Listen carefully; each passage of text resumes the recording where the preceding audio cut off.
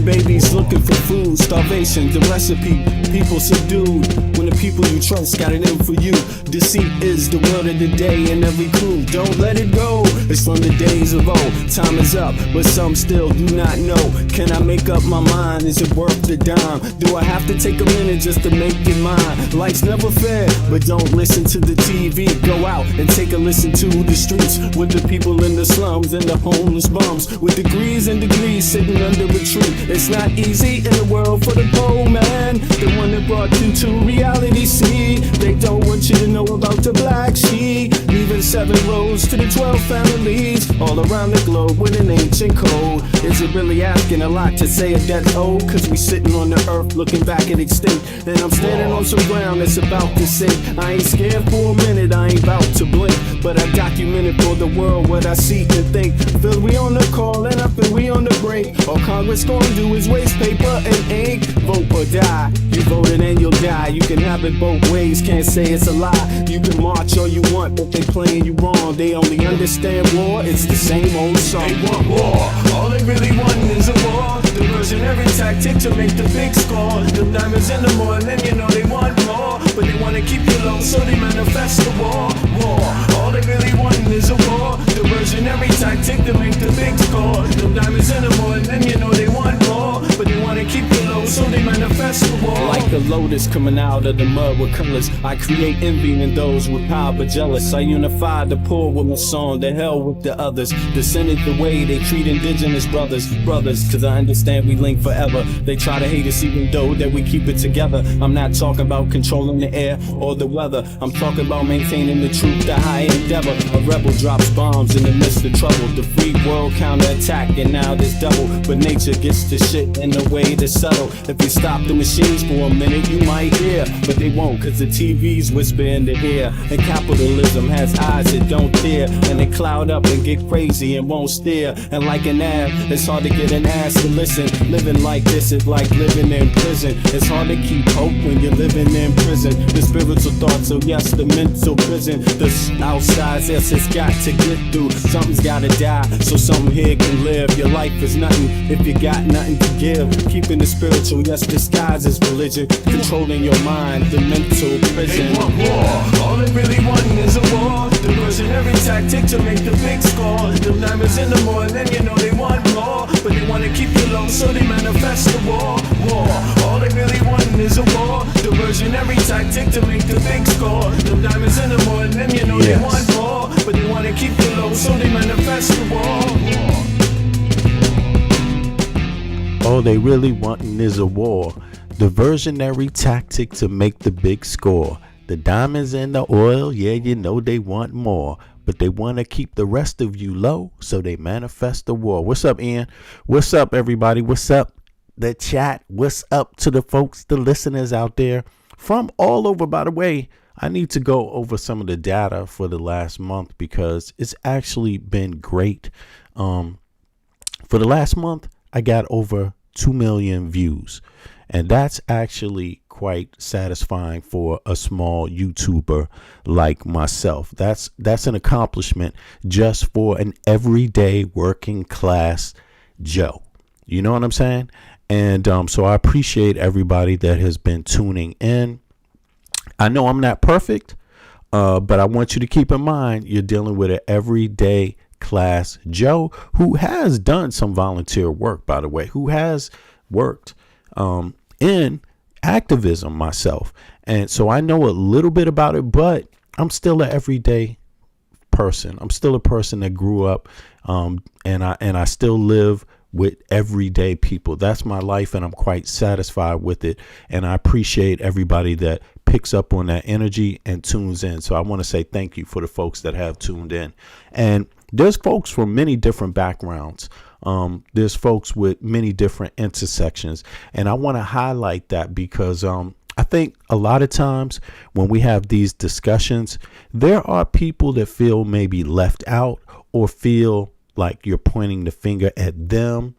And if you know anything about me, I'm not into this pointing finger thing. You know, I'm into understanding that everybody can have it hard in their own way, and folks need to do more to listen to each other and acknowledge it. Not only say me, and not you.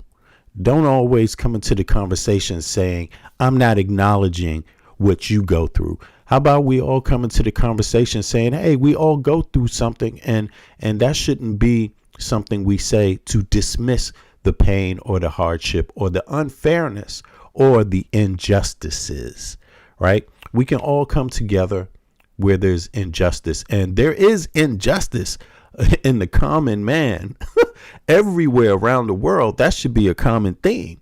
You see what I mean? That should be something we can all take a hold of and say, yeah, you know what? Things could be better for my folk. And if things can be better for my folk, then I'm sure things can be better for some other folk too. You know, how different are we? But in any case, that's who I am. That's how I go about things. And I want everybody else to know that about me. Now, a couple of days ago, I said something that may have sounded a little insensitive. And I used the word homo, the H word, right? And if anybody was offended, I'm sorry about that. I actually was using it to illustrate that these people in the Republican Party actually pass anti-LGBTQ laws while actually being LGBTQ under the ground, under the table, you know, being fake. And that's a big story. I don't know why the media doesn't pick up on that enough, because they sure sell anti-LGBTQ propaganda every day of the week on Fox News. Why doesn't Fox News go and do a story about these real life Congress members and senators that are actually gay? You know, have relationships, same-sex relationships, and actually go out and act like they don't, and preach and swear they're Bible thumpers and all of this stuff. That's all I'm saying. And I'm not saying you can't be gay and be a Christian. I'm saying stop acting like you ain't gay if you're gay. Like, stand up for yourself. You know, stop trying to fit everybody into a small, narrow lens of what you were indoctrinated into, and learn what freedom is. Be free. Be yourself. You know what I'm saying? Free to be you and me. Down, down, down, down, down, down, down, down, down, down, down, down, down. There's a land that I see. I don't know if y'all know that song, but that was a great song. I used to hear when I was a child. It was an album called Free to Be You and Me. A lot of well-known artists and activists played a part in that album. So it was a great one. What's up, Ian? I see you. Yeah. And anybody else in the chat? Who else is in this place right now? Let me see. Let me take a second here. We got Macy Villain. Hey, how you doing, Macy? Thanks a lot. Where are you from? I'm from the U.S., but I live in Denmark. So I'm born and raised American, born and raised in Washington, D.C. And my family on both sides goes back to the colonial period in the U.S., you know, so I'm actually a proud American, and more than proud, I actually love my country. But I learned a lot about what I could love about it by traveling to other countries and seeing how other places are. It really helped me reflect and understand what we have in the U.S. and what we don't have, what other people have and what they don't have, and what we have and what we don't have. And we can learn from each other. That should make us stronger. But I'm afraid to say that my country, the United States of America, does not learn much from its allies. And that is where we really need to pick this conversation up with. You know, that's why I'm here, because I'm overseas in Copenhagen, living in a place that has universal health care, universal education, right? That means your kids go to school independent of their parents' finance.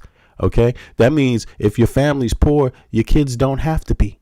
That means if your family's uneducated and poor, your kids don't have to be. That means children have rights here. That means children carve their own path independent of their own parents. You see what I mean? Like, you can be an asset as a parent, but if your parents really don't have it together, hey, you have the freedom here to move on past your parents with the support that everybody else gets in the society. So, you know, so I see the benefits in that, although It's not socialism, which I'm happy it's not, because everyone doesn't get paid the same. It's an open free market here. You buy and you sell as you please. If your product is better, you can sell it for more money. If it's not, you got to compete with everybody else for your market share. But in terms of the basics, there's what they call here collective bargaining. So I know that in the U.S., the media likes to scare people and call it socialism, but it's really a lie. There's no socialist country in Western Europe, and you barely have any socialist countries anymore on earth. You could say Vietnam, right? You could say North Korea. People are not doing that well there, by the way. The economies aren't that booming. So, but in any case, let me know where you're from too. If you in the chat, let me know where you're from. Now, it's actually been a pretty good news cycle. Jimmy Kimmel, is back on the radio, and thanks to people power, the people themselves decided they wasn't going to give their money to goddamn get Disney. That's what it was. And guess what? In the Western world, in the United States, understand, you have money. You have money in your pocket. You don't have to give it to people that don't respect you. You see, that's part of the power that you have as a free person. You work, you have a job, you earn money, you put it in your pocket, and you don't have to go to that store if they don't treat people fairly. You don't have to watch that conglomerate TV channel if they don't treat you fairly. You don't have to do anything you don't want to do, pretty much. You don't have to support anything financially. But the only problem is that you're stuck with supporting a damn government right now through federal taxes that pretty much doesn't give a damn about its own people. And that has to change. And how we change that is through political dialogue, through voting, and through, sharing information about, about what things can be implemented in a society, telling the truth, dispelling lies and things like this. And I think there's a lot of fear tactics that go on in the U.S. in the media cycle, particularly from the right, you see it spill out. There's a fight even for example, Jimmy Kimmel, right? He's thrown off the air for making a comment about what's this Charlie Kirk, who was murdered, who was killed, who was assassinated, right? And right. So, and he makes a comment about that someone feels is insensitive. At the same time he makes that comment, within the same 24-hour cycle, somebody, or 48-hour cycle, someone's on Fox News talking about euthanize the homeless. Like, that's not insensitive. He didn't get thrown off. There's no one attacking. No, Uncut. This is not a gay hangout. This is a human being hangout. So if you're not a human being, maybe you shouldn't hang out here. It's for all human beings, by the way. In any case, yeah, but there's your one ignorant question. Continue and we'll see how that goes for you. But in any case, oh, by the way, if anybody wants to know, I don't have an issue with gay people. You see what I mean? I don't have an issue, and I'm going to tell you why, since you brought that up. Because I know slavery is real. And I know in the United States and across the Americas, slavery was real. So the reason why I don't have a problem with, it's not just gay people, it's with anybody and their right to do what they want with their own body, including you. Because in a lot of the world, people didn't have those rights before, Uncut. And why don't you leave your real name since you're so brave, right? Now, put your name on it. You know what I'm saying? Now, since I am anti-slavery, no, I'm not going to silence you, but I'm not going to keep going down the line if you don't want to listen and have an answer, right? So I could put you in timeout. Let me put you in timeout then. Let's say that 5 minutes for Uncut. Now, there you go. You can always come back when you want to dialogue in an intelligent way. Now, the reason why I am for people, let people be who they are, is because I am anti-slavery. So anti-slavery means you don't own somebody else's body. You don't tell someone else what to do with their body. That means You don't tell them whether they can smoke weed or not. You don't tell them you're not with them doing any of the things that they do with their body. And you can always leave if you don't like what they're doing with their body, right? You're not forced to hang around. You see what I mean? So here you go. Here we go. Let's just go to you can see how the trolls are caught up. Some people are just caught up on sex. And the right wing actually really believes and really promotes that certain kind of people are overtly caught up on sex only. They actually promoted that stereotype towards black people. That used to be a thing, right? So keep that in mind when you talk. I don't know. Denzel, he's probably a white dude. You never know. Uncut, it could be a white guy, could be an Asian, could be an Arab, could be Chinese, could be anything. I don't know where these people are from because they don't, want to offer that up to the public when they make these comments about gay people. But in any case, I'm anti-slavery. So my position on it is I control my body. You don't control my body and I don't control yours.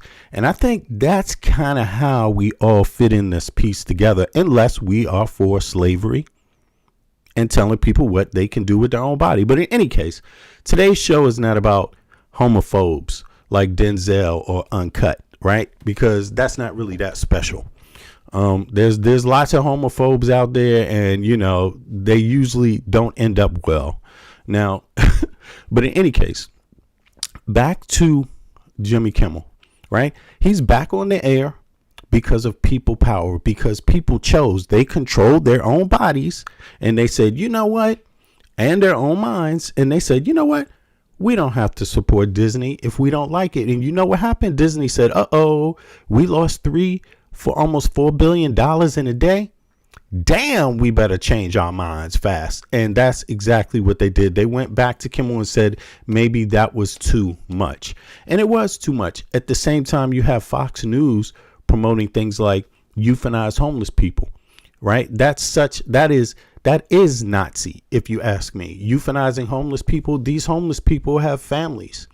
These homeless people's families and including some of the homeless people maybe fought in wars for this country.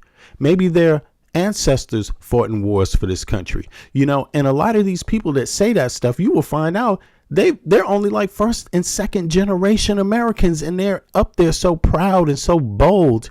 I had to watch Sean Hannity and this other guy discuss his apology about euthanizing homeless people, and they're only first and second generation Americans, and they're talking about euthanizing other Americans.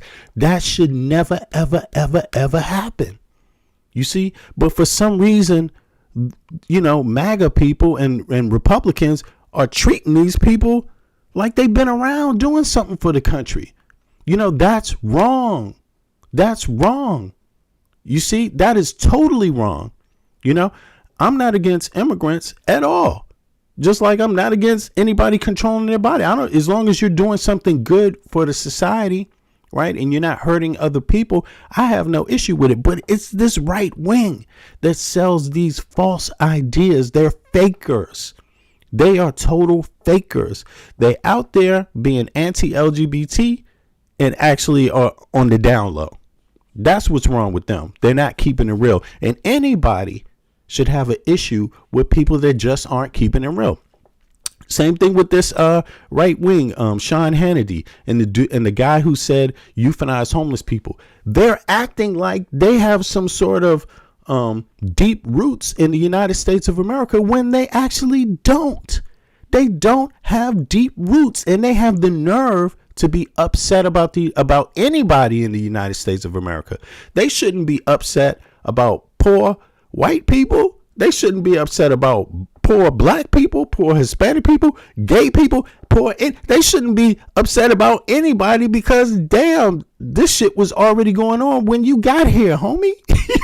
When your family got here, you got help. A lot of them from these very same people. Is there a law that says gay people haven't been paying taxes? Is there a law that says no, they've been paying taxes the whole time? contributing to the society. Women, is there a law that says women don't pay taxes? But you see a lot of them are very misogynistic. You will see they talk down, So that's what I'm trying to get at. Now, we also had something really great that happened too. Kamala Harris came back out and started talking. And when you hear little clips and things like this, and I got a chance to hear some of the news cycle respond on it, because I'm usually only on once a day, right?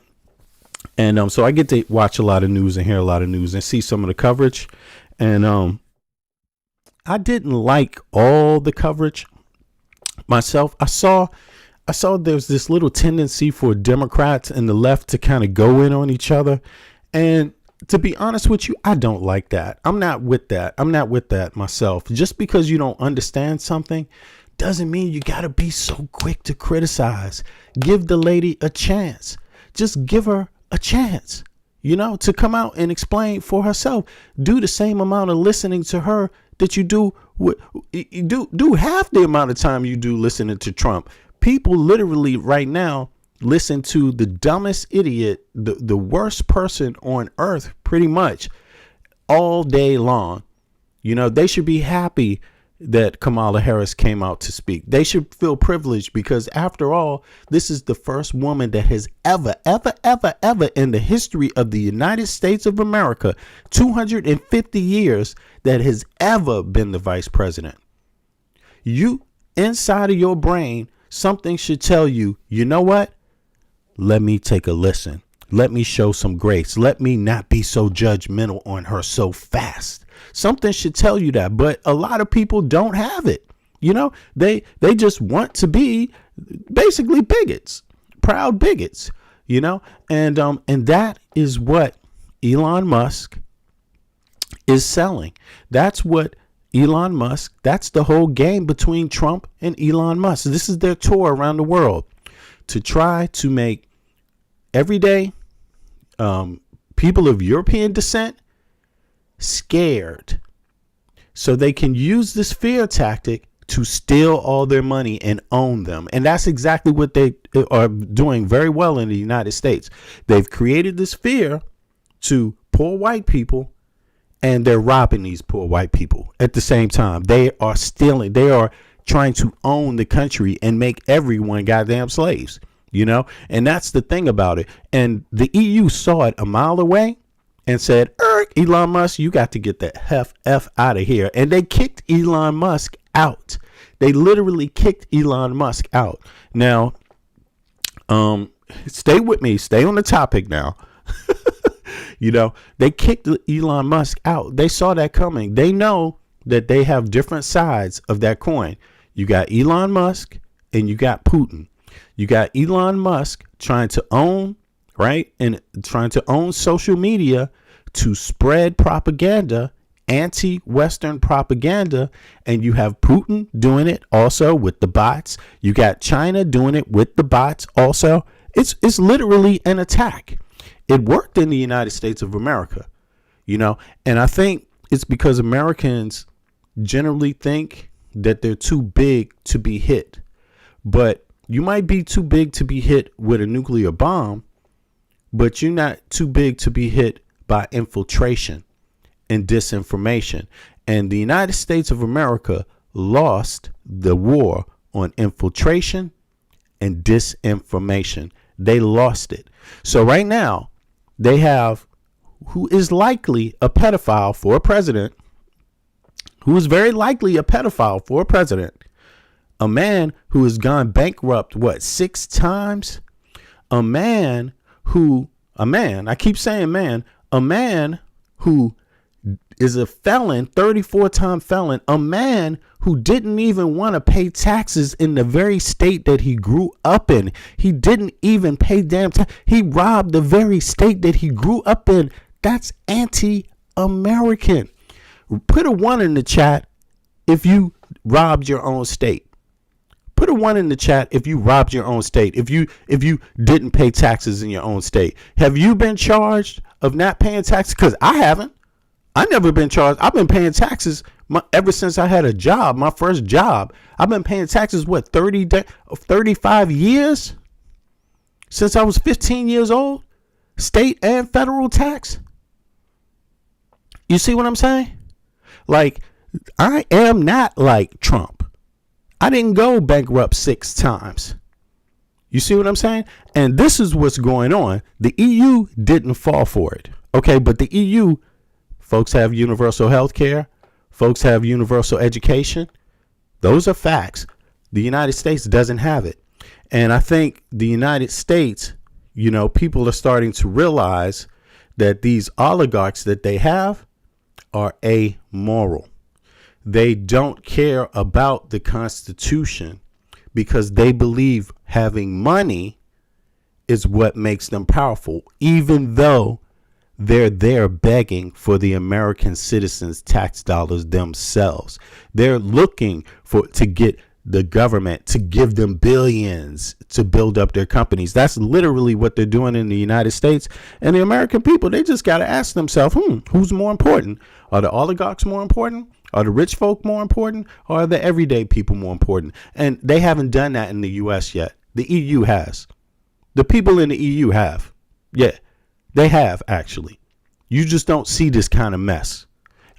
And it's a fact because I live in an EU country where everybody has health care and everyone has universal education. It doesn't exist in the U.S. So, you know, I don't understand. I do know one thing, that selling hate and selling fear is a big part of how these billionaires make their money. But in any case, Kamala Harris didn't win the election. No, she didn't beat the likely pedophile who won. She didn't beat him. She did something he never did, though. She became the first vice president in the country's history in 250 years. There's nobody else in the chat that can say that about themselves, right? You don't make it that far. Typically, women in America, typically they don't. You see, and that's just a fact. You see, it would be nice if the gender bias wasn't so deep, but that's not what you're dealing with in the United States of America. You're actually dealing with extreme levels of gender bias where they get off on wanting to own a woman's body, right? To the point where she can die on the, hold on, who said this? Victoria Winley? There's no EU country that has socialism. You've been lied to. It's called collective bargaining, and it only exists in education and in healthcare. The actual economic engine is capitalism in the EU. And that's what I told you. That's what I tell people. If you keep listening to the United States conglomerate news sources tell you what's going on in the EU, you will have no idea what's going on, you know? But that's sad that a lot of people think that. North Korea has socialism. Vietnam has socialism. But there's not too many countries on earth that really have socialism. But there might be things like collective bargaining in the EU. But put a 1 in the chat if you don't think everybody needs health care. Put a 1 in the chat if you don't think everybody needs access to higher education. Just go ahead. You tell me your thoughts. Put it a 1 in the chat if you don't think everybody needs. If you think that's not good. Put a 1 in the chat if you don't think that's good. Go ahead. There you go. There you go. It's probably bots though, so you can't really count on. You don't have to, Simone. We see you one time. Don't overdo your presence. Okay, I see Simone. Just wants to. That's probably not even a real. You know. Let's go ahead. There you go. Boom. Yeah. So we got it though. Simone says 1. She don't appreciate it. Now, so go ahead. Everybody else, put a 1 in the chat if you think education for everybody is a bad idea. If you think healthcare for everybody is a bad idea, put a 1 in the chat. You see? So most people will tell you, I don't know if any of y'all pay taxes in the United States of America, but you pay a lot of tax. You pay pretty much, when it comes down to the expenses, after you pay your taxes, your housing, your transportation, your utilities, phone, electricity, gas, whatever else, heat, right? Water. you take home less money. You keep less money in your pocket than the average European does after they pay all their expenses. What's up with that? What is up with that? And see, these are the things that they don't tell you in legacy media because they're getting a tax break. But these are things you can find out yourself if you bother to research it yourself, you know? So, what is this? We never had a public education. Anyway, yeah, that's what you think. So I guess none of your taxes go to public education. Okay, we got you. Any case, hey, Eric, I'll let you deal with these folks because, you know, obviously they either not American or they haven't studied their own country well and what they pay taxes for versus other countries and what they take taxes for. Now, any case, but let's get to the real menu, because you can see people don't even know the history of their own damn countries and what they pay taxes for, where the tax money's going, you know, which is crazy. But nonetheless, that's okay. You know, as long as it ain't me. I have health care and my kids go to school. You see what I mean? They go to school and they can get any education they want. It doesn't matter how much money I have or how little money I have. The only thing that matters if they want to be a doctor is if they want to be a doctor. Nothing to do with money. And by the way, they probably move to the U.S. and work there, too. I hope you're not mad about that because they're American citizens, too. But in any case, let's go on. We had our president. This is the downside. Now, we had Kamala come back. We're going to see a little Kamala. We had Kimball come back. We're going to see a little Kimball. But before we see them, because I don't want to end on a bad note, let's go over to see our crazy ass president and listen to this delirious, just gut wrenching speech. Let's try to hear as much as we can. Yeah, let's see. Let's go here. Is it on? Let's go, Trump. Thank you very much. Oh, he's talking low. Much appreciated.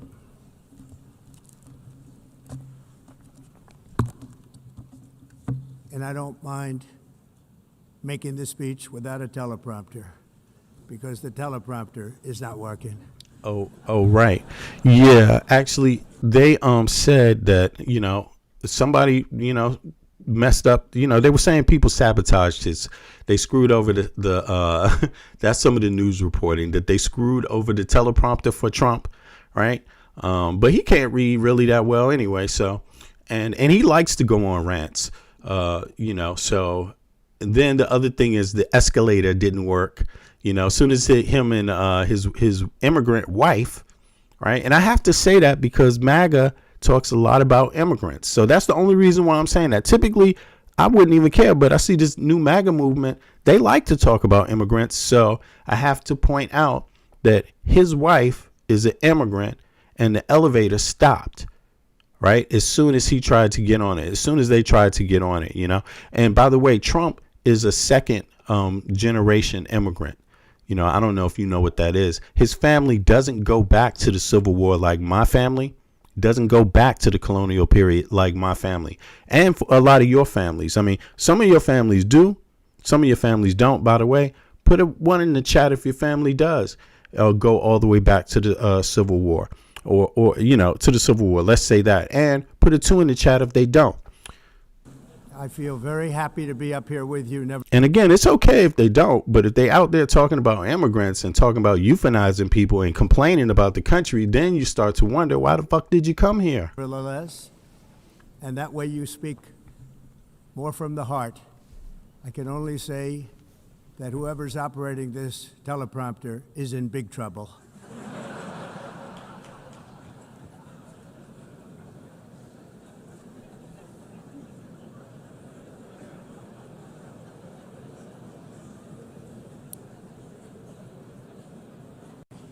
Hello, Madam First Lady.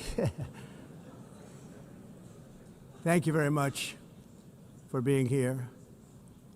And Madam President, Mr. Secretary General, First Lady of the United States, distinguished delegates, ambassadors, and world leaders. 6 years have passed since I last stood in this grand hall and addressed a world that was prosperous and at peace in my first term. Since that day, the guns of war have shattered the peace I forged on 2 continents. An era of calm and stability gave way to one of the great crises. Warning, we are listening to a cult leader right now. So just, keep that in mind when you listen. Of our time.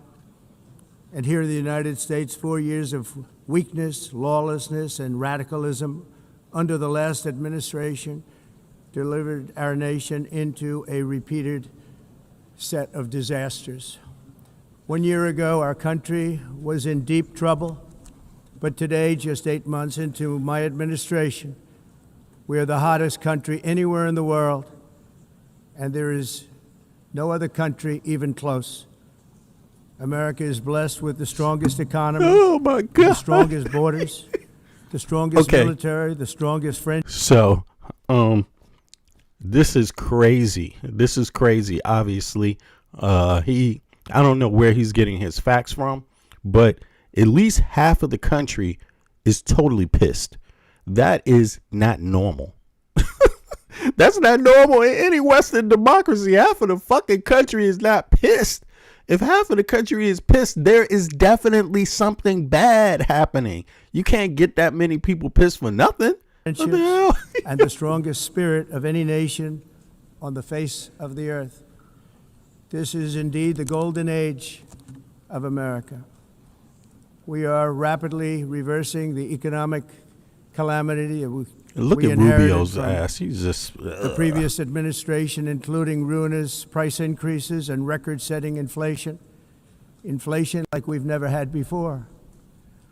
Under my leadership, energy costs are down, gasoline prices are down, grocery prices are down, mortgage. Okay, so put a 1 in the chat if all these things he's saying is true about the prices, and put a 2 in the chat if he's lying. And by the way, if you didn't click like, please click like on the video. Thank you. Rates are 1 in the chat if prices are down. 2 in the chat if prices are not down. down, and inflation has been defeated. The only thing that's up is the stock market, which just hit a record high. In fact, it hit a record high 48 times in the last short period of time. Now, here's the funny thing.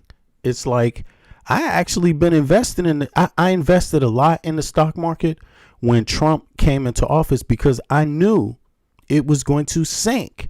So I waited. When he came in, I was like, damn, this shit is going to sink. And you know what I'm going to do? I'm going to buy certain things that everybody throws their money in. First of all, I'm not going to tell you what I did with all the stocks because some of them are, will do the best when Trump is out. But that means they're very cheap. So I'm buying them now because they're going to skyrocket soon as Trump is gone. But the one thing that I did invest in that I really did hit on is gold, because since Trump has been in office, nobody trusts the U.S. dollar. Right. People get worried about markets and more people put their money in gold. And since Trump has been in office, gold has more than doubled, basically. So, I knew that was going to happen when Trump came in office. So I did that. The other thing is, people, if you want to make some money in stocks right now, the EU put out a whole lot of money about 4 months ago into weapons manufacturing. They gave the money to different EU states. Right. And so you should look in the stock market for weapons companies in the EU because, yes, this thing with Putin has helped. It's resulted in the EU becoming more weaponized. Yes, there was a lot of people who thought Putin, the war in Ukraine, would be good. Right. But I said a year ago, it's only going to make the EU become more weaponized. And that's really what's happening.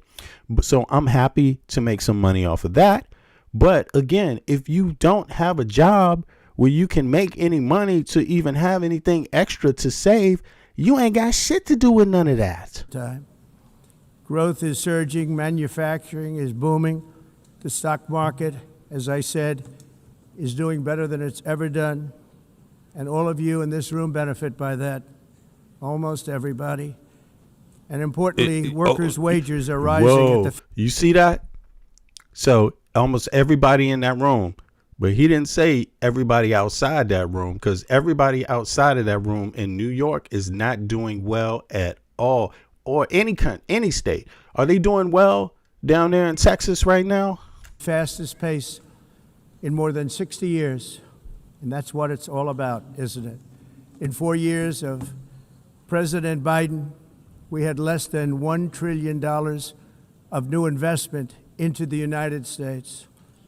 In just 8 months since I took office, we have secured commitments and money already paid for $17 trillion.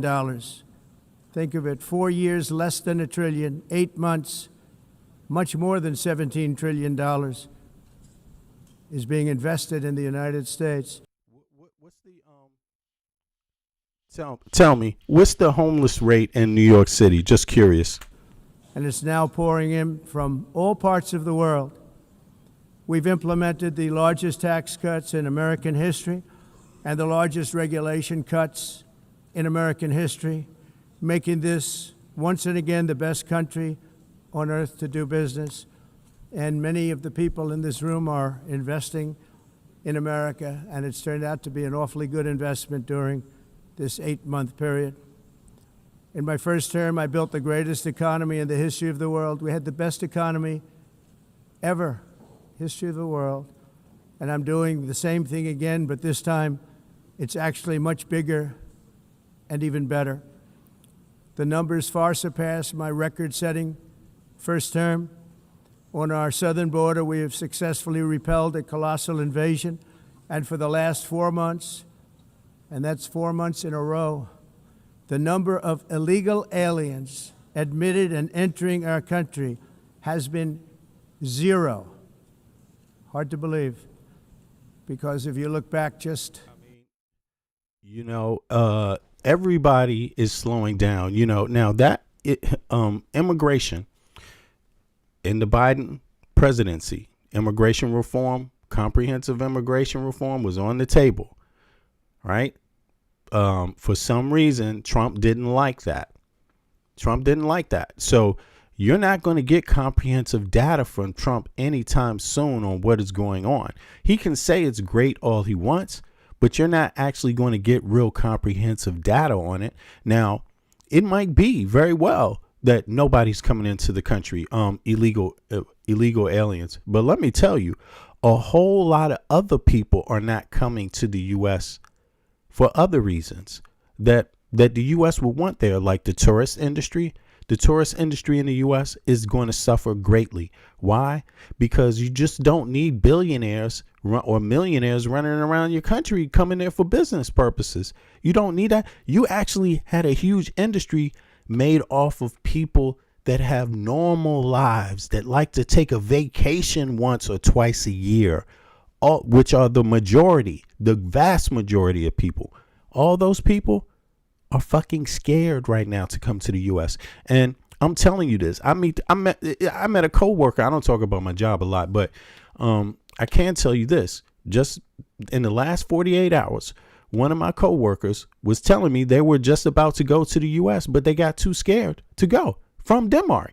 And it's a lot of people. Do not underestimate how many people in Europe, and you should be concerned about this in terms of economics, because Europeans have jobs, union jobs, good paying jobs on far greater average than in the United States. I'm telling you that on average, right?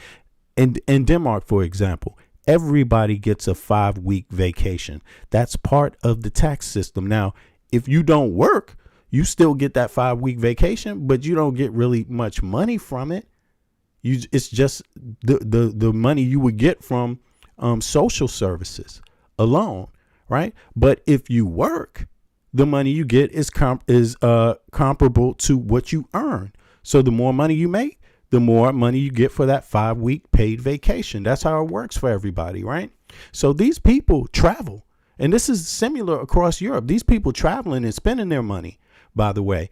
And a lot of Americans, when they come to the EU, they start to think like, wait a second, my dollar is not always going as far as I think. Things like this. These are things to consider.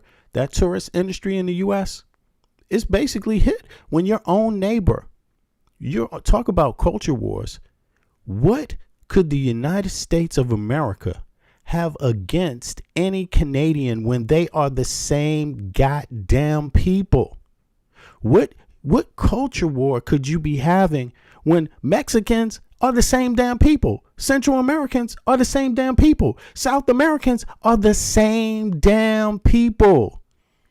Colonialists, slaves, and natives. Those are the three main stock of people in America. So I'm talking about in terms of the culture. So where's the cultural difference? They all goddamn Catholics, excuse my language, in South America. Catholics. You know what I'm saying? They speak European languages. Spanish is a European language. That's not an American language.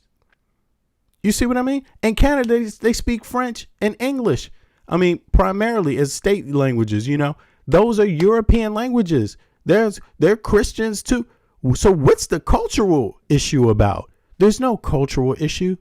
There's another issue. The issue is, are you going to have freedom in the United States of America? That's the only difference. You know, he wants to talk about immigration. There's way better ways to keep people out. How about you support them and having industries? How about you set up dynamics where they can also begin to prosper, you know, and stay in their own countries? That's what people do. You know, a lot of people, quite frankly, is very simple. You leave places when the shit is better somewhere else. And if you as an American don't fucking do that, you're dumb. You are dumb.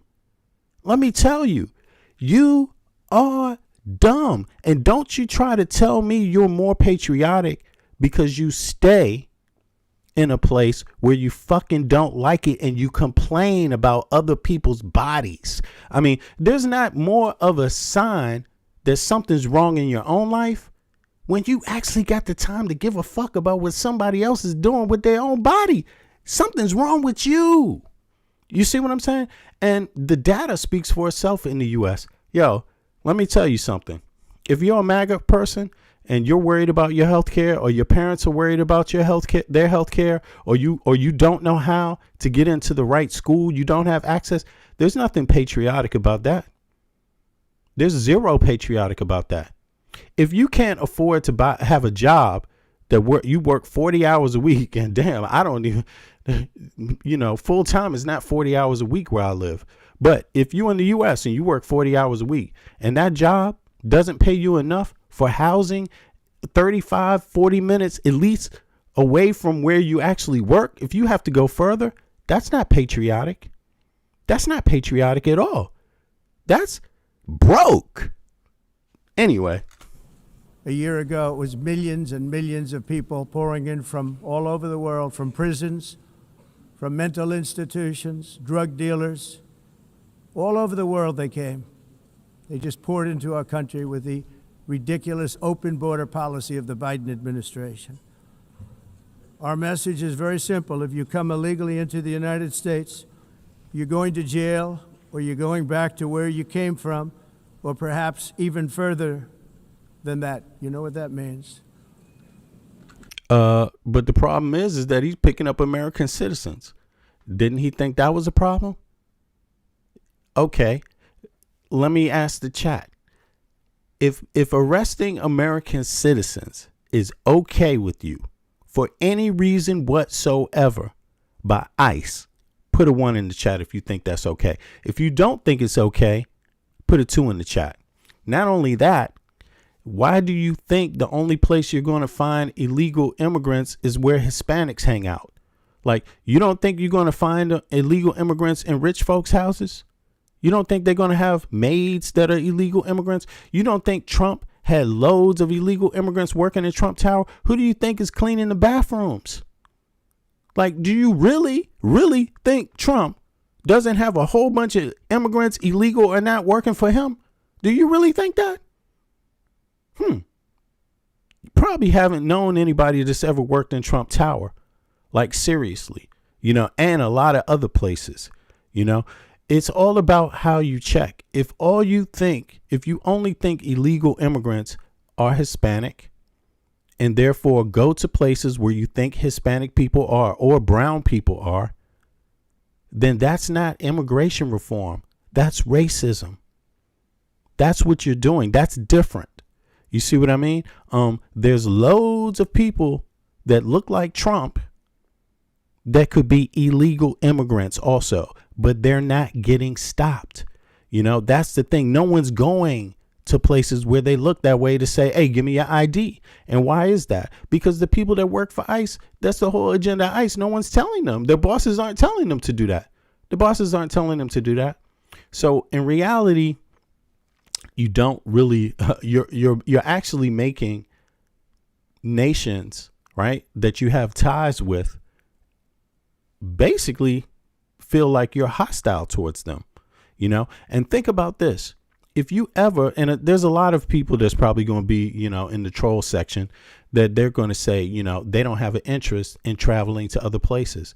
But let me tell you, you could easily break a law in another country without knowing it. There's loads of people that do it. Look at, there's people that just, you're not going to know all the laws in a country when you travel to it. Nobody does. That means you're not an actual tourist, you know, but people, other states, they can make it hard on you, and no matter what, you know, if they really wanted it to. And the way Trump is doing it is that he's trying to show you that not the issue is not that you're illegal.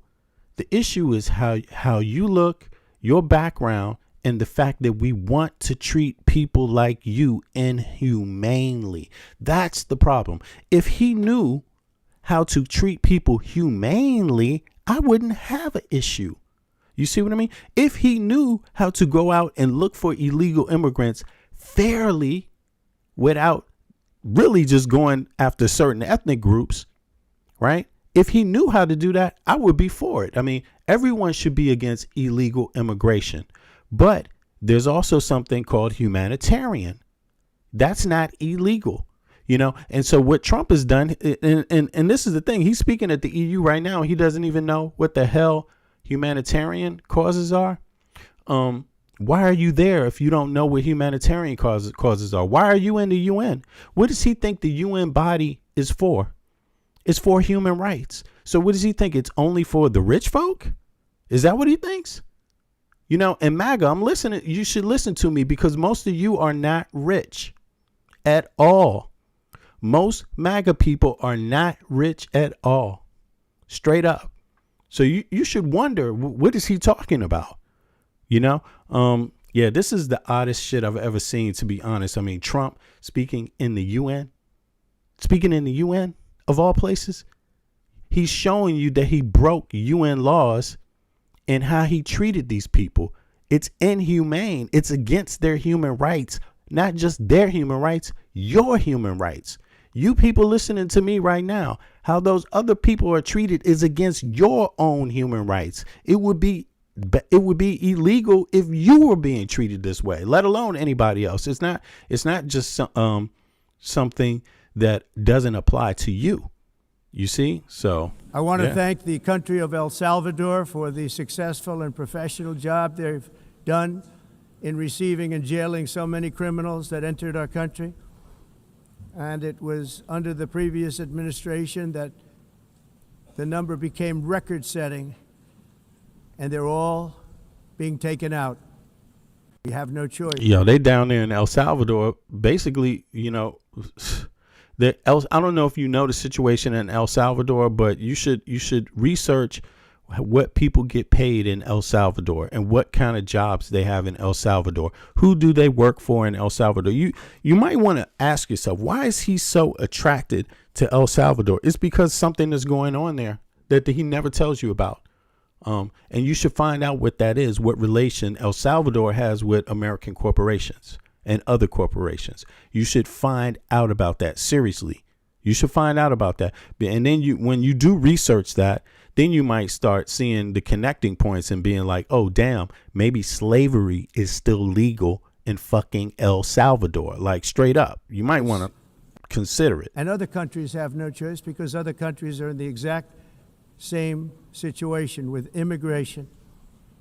It's destroying your country, and you have to do something about it. On the world stage, America is respected again like it has never been respected before. You think about the fuck respects the United States of America? Are you out your mind? What country? Name a country that respects the United States of America like never before. Just please put it in the chat. Who respects the United States? like first of all, China is laughing at the United States. Okay? Saudi Arabia is laughing at the United States. Israel is laughing. They're not laughing, but they're just like, damn. I mean, thank you for giving me Trump. You know, thank you for sending me Trump, Moses, you know, Yahweh. Thank you. You see what I mean? And last I checked, I thought MAGA was against wars. You see, foreign wars. But you see, it didn't stop with Israel. You think Israel's buying weapons? You think Israel is buying any weapons from the United States of America? And they out here bombing Qatar. Is it Qatar they just bombed? One of these other countries too. You see, so, I mean, people really need to look into what's going on here with this. But nobody fucking respects the United States of America. The only people that do are repressive regimes. The day when Kim Jong-un fucking respects the United States of America, it's because you are in slavery. That's when that happens. 2 years ago, 3 years ago, 4 years ago, or 1 year ago, we were a laughingstock all over the world. At the NATO summit in June, virtually all... Shit, you're a laughingstock right now, man. People came out of this damn thing like, what the hell was Trump talking about? I've seen the coverage myself. It's everywhere. NATO members formally committed to increase defense spending at my request from 2% to 5% of GDP, making our alliance far stronger and more powerful than it was ever before. Man, fuck ICE. Look, I would respect ICE, first of all, if they didn't just go to Hispanic neighborhoods or brown people neighborhoods trying to look for people, you know, trying to think that that's a recipe for finding illegal immigrants. It might get you so far, but it's not going to get you comprehensive immigration reform. That it won't get you, because there's a lot of other ways, by the way. You don't just have to point people out by how they look. There's other ways to find out. You see who's illegal across the board, across all ethnicities. Do you want to do that? I'm all for that. If you want to get everybody, first of all, in the United States of America, if you want to investigate every single person to find out if they have any illegal immigrants working for them privately at their homes, working for them. Hey, I'm also Trump. I'm all for it if it's going to be everybody, every community, every state, and you just send ICE walking through every town, stopping every single person and getting their ID. And if they don't have ID, grabbing them up. I mean, if you're going to do it in every single part, because keep in mind, I don't live in the United States of America, so it ain't going to be me, although I'm an American. You see what I mean? But I have no problem with ICE stopping any of you MAGA people any day of the week if you think it's okay. I say send ICE to your neighborhood, because I already know for a fact that across the entire country, a lot of people that voted for Trump, they regret it now, because a lot of these small businesses, which is where MAGA people fit in, they don't fit in the conglomerate. They fit in the small businesses, just like a lot of other groups of people. African Americans fit in the small business group. MAGA people fit in the small business group, just like Trump. You see how many people, foreigners and things like that, Trump had working in his casinos, working in Mar-a-Lago, even around Jeffrey Epstein. You see what I mean? You see a lot of, you don't even know how many of those people were illegal. A lot of those people were illegal. Don't think that just because they come from a rich country or some other country, a European country, that they weren't illegal. Trump was dealing with plenty of illegal fucking immigrants. See? I mean, that's a fact. That's a fact. That's just a fact. And what did he do? He just covered it up, right? Because it's cheaper to pay illegal immigrants, right? Isn't that cheaper? Pretty much. It's pretty much cheaper most of the time. Farmers voted for Trump. Right now, their farms are being decimated. Why? Who's going to pick the stuff? So they went ahead and they said people that came here with partial status, that's illegal too. Biden, you know, we got to have liberal derangement syndrome. Biden said they can work part-time in America. That's illegal. That's illegal. you know? So get rid of the farmers. I mean, you know, it's really ridiculous. Guess who's not doing that? Guess who don't have ICE raids? Nobody's doing that shit in Europe because they want their fucking economy to work. They know they don't want to make shoes. They want to import shoes, you know? They don't want the average Joe out there picking salad, picking celery. They don't want, no. They want other jobs, tech jobs. You see what I mean? Like right now, the United States has fields and fields of crops that are being wasted. Guess who's going to pay for that? You at the grocery store. In May, I traveled to the Middle East to visit my friends and rebuild our partnerships in the Gulf, and those valued relationships with Saudi Arabia, Qatar, and the UAE and other countries are now, I believe, closer than ever before. My administration has negotiated one historic trade deal after another, including with the United Kingdom, the European Union, Japan, South Korea, Vietnam, Indonesia, the Philippines, Malaysia, and many, many others. Likewise, in a period... How many of you in the chat are immigrants? Go ahead and be real about it. How many of you in the chat are immigrants? I'm just curious. I want to see the answer to that question. Yeah. How many of you come from immigrant backgrounds, like first or second generation immigrants? I'm just curious. And a lot of people, they're not used to hearing a proud American whose family does actually go back to the colonial era have a different perspective that's not bigoted towards immigrants or bigoted towards humans. You know, a lot of people aren't used to hearing that. A lot of people aren't used to hearing people who have family members that go back to the colonial period in the United States, right? Actually not be pro-MAGA. But I'm one of those people. I am not pro-MAGA. I am anti-Trump. Okay. But I'm proud to say that this guy is a buffoon. I'm proud to say it every day. I mean, I do this. I would do this for free, to be honest with you. I mean, I've been doing this shit for free for a long time. I actually love talking down because you know what? This guy's a piece of shit. He's a piece of shit. Let's hear some more of this piece of shit. Of just 7 months, I have ended 7 unendable wars. They said they were unendable.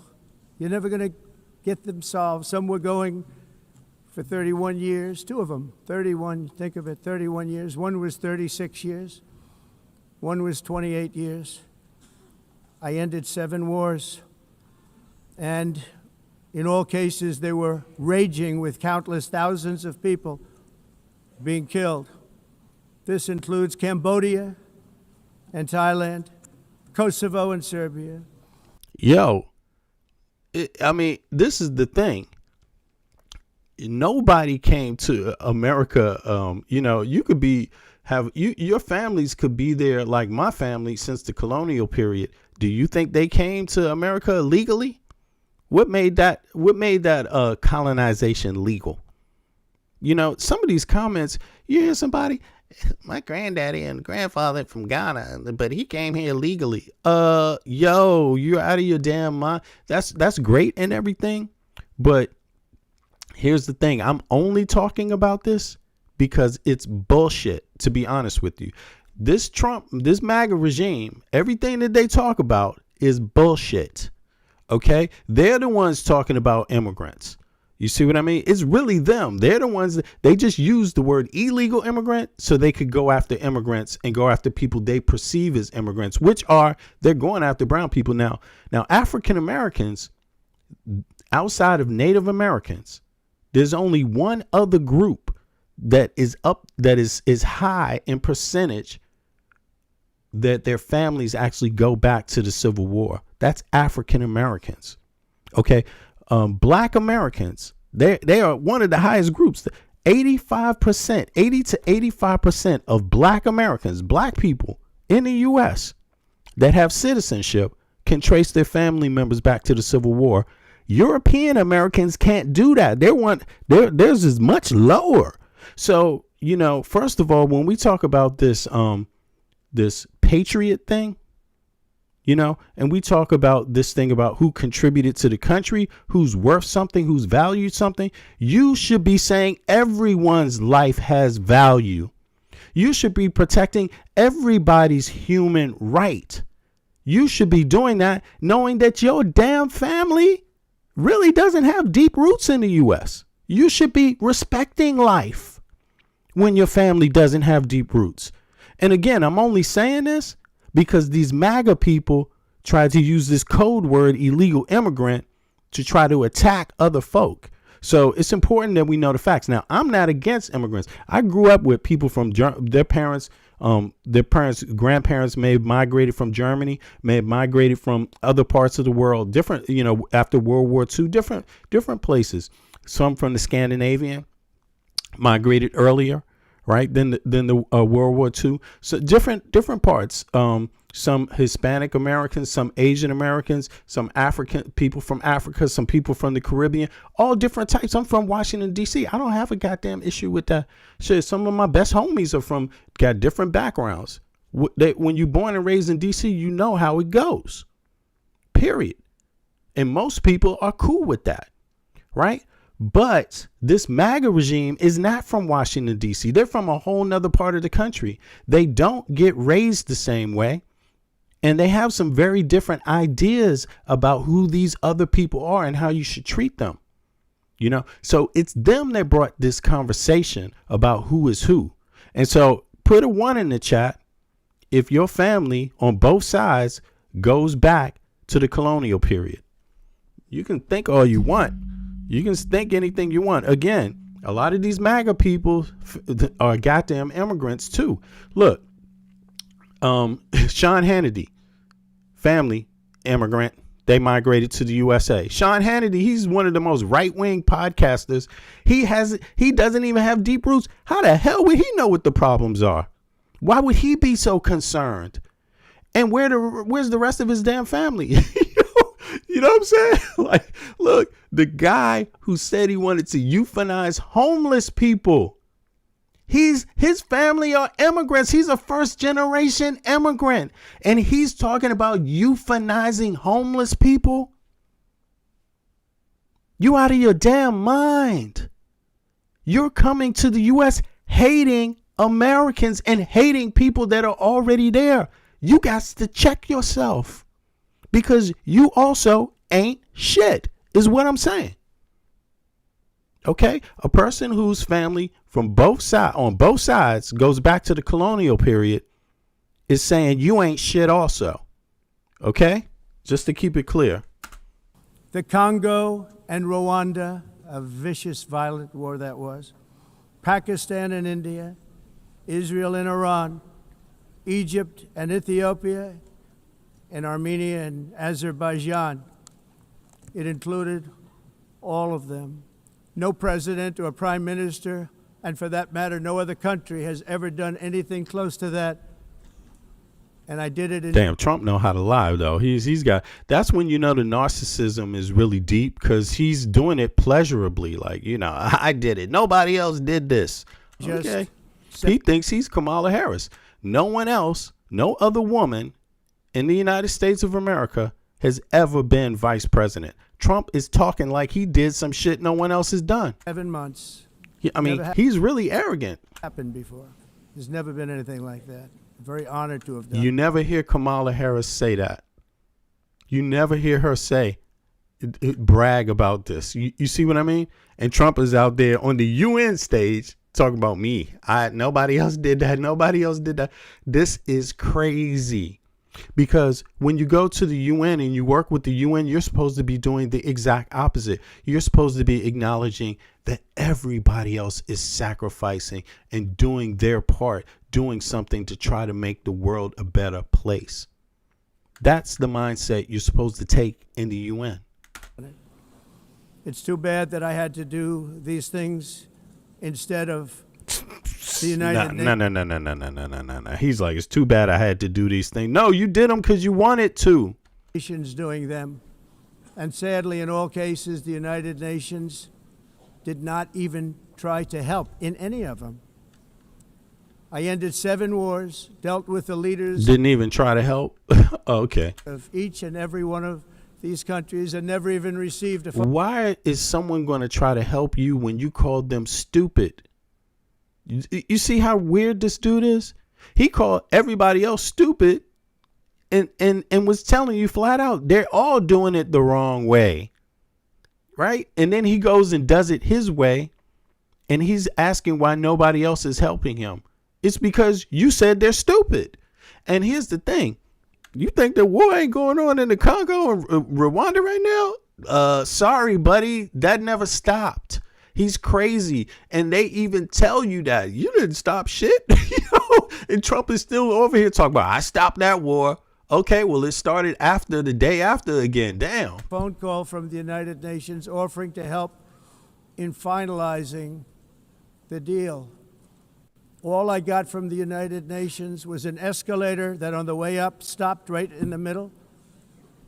If the Trump is about to, and they all know this is Trump's plan. He's about to pardon Ghislaine Maxwell. And then he's going to go out. He's getting old. They already knew he was too old. So, but here's the thing. J.D. Vance ain't nothing but another Trump. He's not an oligarch. He works for someone else. Elon Musk. Where's Elon Musk from? You know, Peter Thiel. What's up with Peter Thiel? You see what I mean? I mean, these guys are nothing compared to them. You know, all Trump is trying to do is get some dollars for his own sons and his daughters before he's out of here. He doesn't give a damn about their country.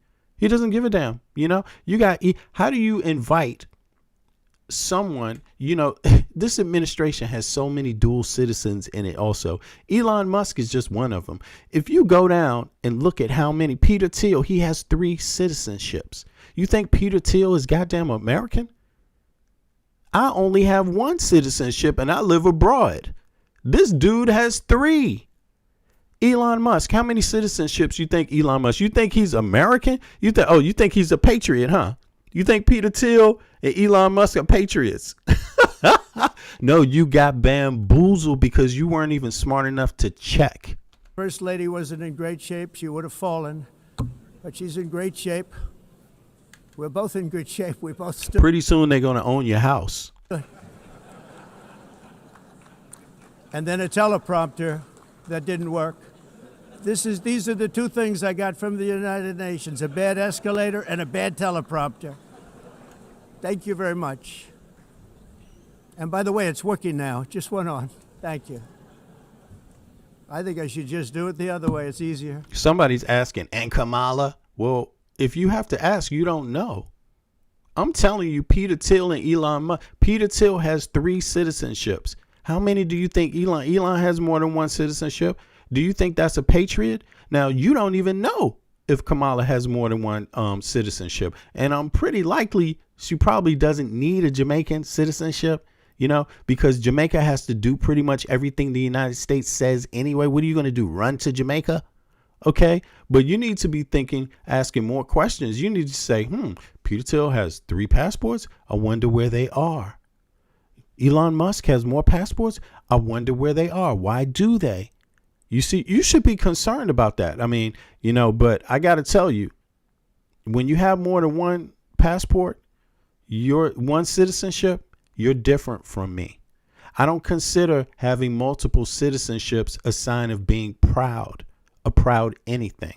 I'm not just saying they're not proud Americans. I'm saying they ain't prouder than the other people they have passports to that only have 1. That's what I'm saying. That's all I'm saying. Thank you very much. I didn't think of it at the time because I was too busy working to save millions of lives. That is the saving and stopping of these wars. But later I realized that the United Nations wasn't there for us. They weren't there. I thought of it really after the fact, not during. Poor baby these Trump. Negotiations. The United Nations. Look, he goes on to say he tried to get a contract to renovate the United Nations building, but they didn't pick him. Which were not easy. That being the case, what is the purpose of the United Nations? The UN has such tremendous potential. I've always said it. Okay. Trump asked a good question. So I'm going to ask the chat. What's the purpose of the United Nations, chat? What's the purpose of the United Nations? Since Trump is here, I want to know, do you know the purpose of the United Nations? Let me know if you know the purpose. I'm curious. I want to see what the chat does. It has such tremendous, tremendous potential, but it's not even coming close to living up to that potential. For the most part, at least for now, all they seem to do is write a really strongly worded letter and then never follow that letter up. It's empty words, and empty words don't solve war. The only thing that solves war and wars is...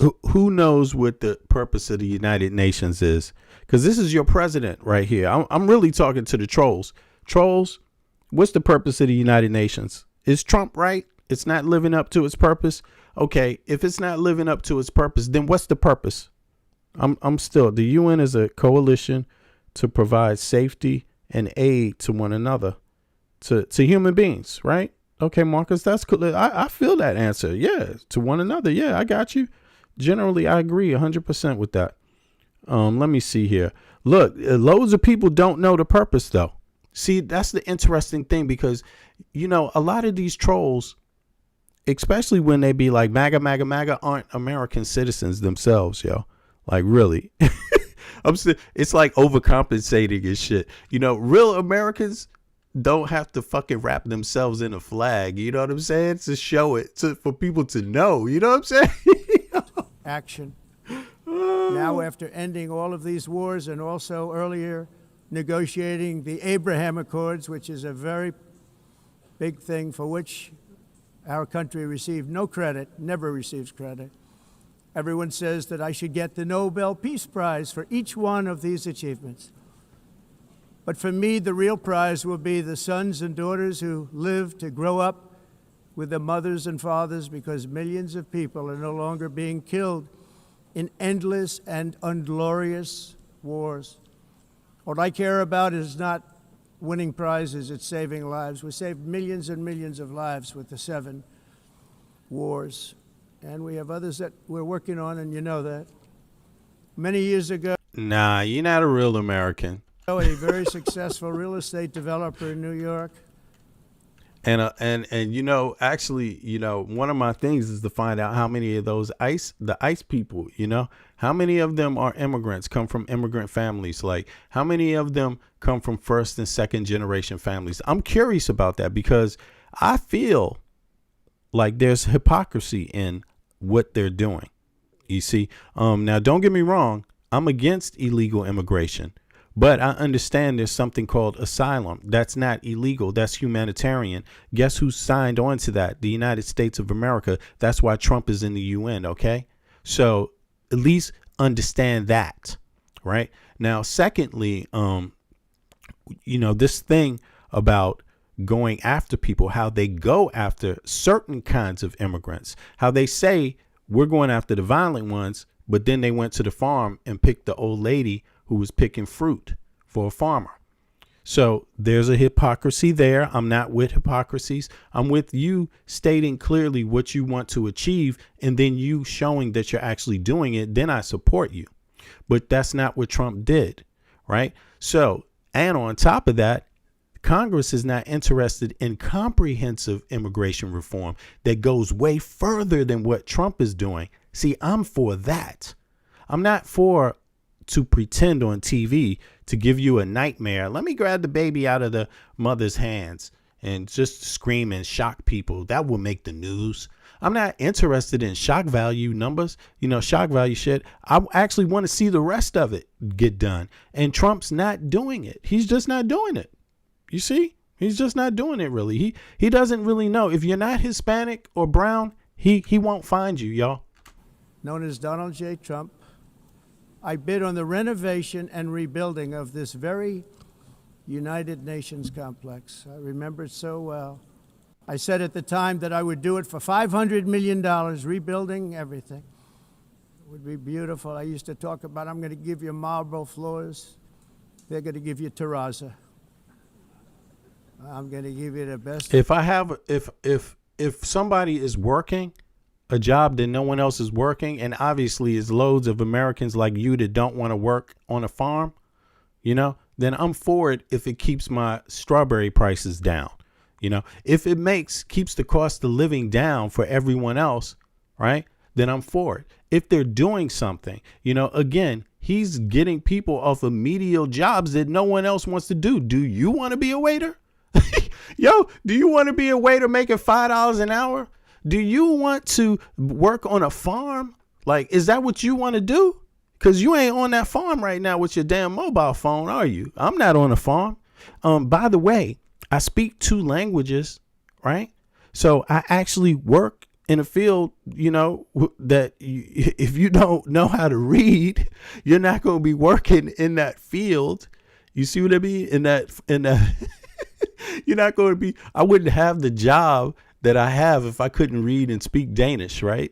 Number one is what I'm saying, but also have certain level of competence. I don't want to work because I have this other level of competency. I don't want to work in the field like the other immigrant workers in Denmark.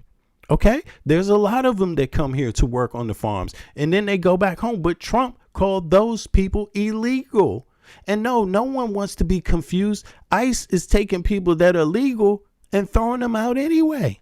Do you want that? I mean, and I'm telling you, ICE is not doing it to me because I don't live in the U.S. You see what I'm saying? But on top of it, I wouldn't advise anyone to listen to anybody that wears a mask because I would never do that myself as an American. Like, I would never let another individual walk up on me, get anywhere close to me wearing a goddamn mask. Are you out of your mind? And I do believe in gun rights. You see? So, and I believe in gun rights to the extent that, shit, do I really need a license? Where does it say that in the Constitution? That's how much I believe in them. You see what I'm saying? So, me, I'm not worried about myself. I'm worried about my country because how Trump is going about it is hurting the country way more than it's solving any type of problem. He's creating more problems than he solves. Of everything. You're going to have mahogany walls. They're going to give you plastic. But they decided to go in another direction, which was much more expensive at the time, and which actually produced a far inferior product. And I realized that they did not know what they were doing when it came to construction, and that their building concepts were so wrong, and the product that they were proposing to build. Comprehensive means there's nuances and details that you should not just gloss over and generalize. That's the issue. That's the issue. You know, there's a lot of people that seem to think that, you know, that you have to be, it has to be white and black, every law, you know, and, you know, you can have certain numbers of immigrants working. You can have guest workers. You can have, and you can also have certain, you know, fast track certain groups for certain kind of jobs. That's what every other goddamn country does. What the fuck? What's wrong with you? What's wrong with some of you people? You guys don't, this is what I started off saying in this. The United States of America, its biggest problem is that it doesn't fucking learn from its allies. You all, a lot of you don't even have fucking deep roots in the U.S., are too fucking big headed to learn. That's your problem. And that's why you have a person who is likely a serious goddamn pedophile, 34-time felon, dude who ripped off the own state where he grew up in as president, who's a moron. See, it's a reflection of how fucking dumb you are. See? Now, I'm going to ask another question while we listen to this dumbass Trump. Put a 1 in the chat if you don't have any student debt. It was so bad and so costly. It was going to cost them a fortune. And I said, and wait till you see the overruns. Well, I turned out to be right. They had massive cost overruns and spent between $2 and $4 billion on the building and did not even get the marble floors that I promised them.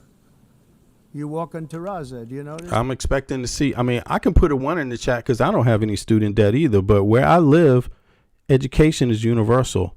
Everyone gets paid to go to school here, even higher education. So keep going. I want to see how many people have. As far as I'm concerned, frankly, looking at the building debt and from education. Getting stuck on the escalator, They still have Yo, Winter, there you go, Winter. You studied in Germany. Smart one. You're smart. Very finished the good. job. They still haven't finished. That was years ago. The project was so corrupt that Congress Shut up, chicken wing. What the hell are you talking about? Because it's my country and I'm American. That's why I'm talking about it. Why is your name Chicken Wing? Get actually the hell. asked me to testify before them on the tremendous waste of money, because it turned out that they had no idea what it was, but they knew it was anywhere between $2 and $4 billion as opposed to $500 million with a guarantee. Man, Charlie Kirk was just a damn hustler. He said the words a lot of you stupid asses wanted to hear so he could get paid. He was a political pawn. That's all he was. He was a political pawn. He found out how to play the game. You go out there, you say some hateful things, you get attention online, you get the right wing's attention. They funnel you some money and you start feeling like you're special. But he was a fucking moron. You know, what type of person goes on a tour around the country simply talking about the people he hates inside of the country that has more guns proliferated per person than any other place on earth? Is that smart or is that dumb? See, because the United States has so many guns and people believe, like myself, in fucking using guns, okay, you might actually not want to go around preaching hate to people that mean you no harm, to people that are just trying to survive, to people that don't actually affect your life, you know, to people whose bodies you don't own, right? You might start wanting to have, you know, a little more respect for them, because if you don't, you could get shot. I mean, if you didn't learn that lesson out of Charlie Kirk, you didn't learn anything. And it's not about who shot him. It's about the chances of him being shot for saying things like that is greater than any place else on earth, because there's more weapons than any place else on earth proliferated across the entire population. That's just mathematically stupid, man. He could have done a lot better for himself and his family, if you ask me. You know, I'm alive. He's dead. But they had no idea, and I said it cost much more than $5 billion.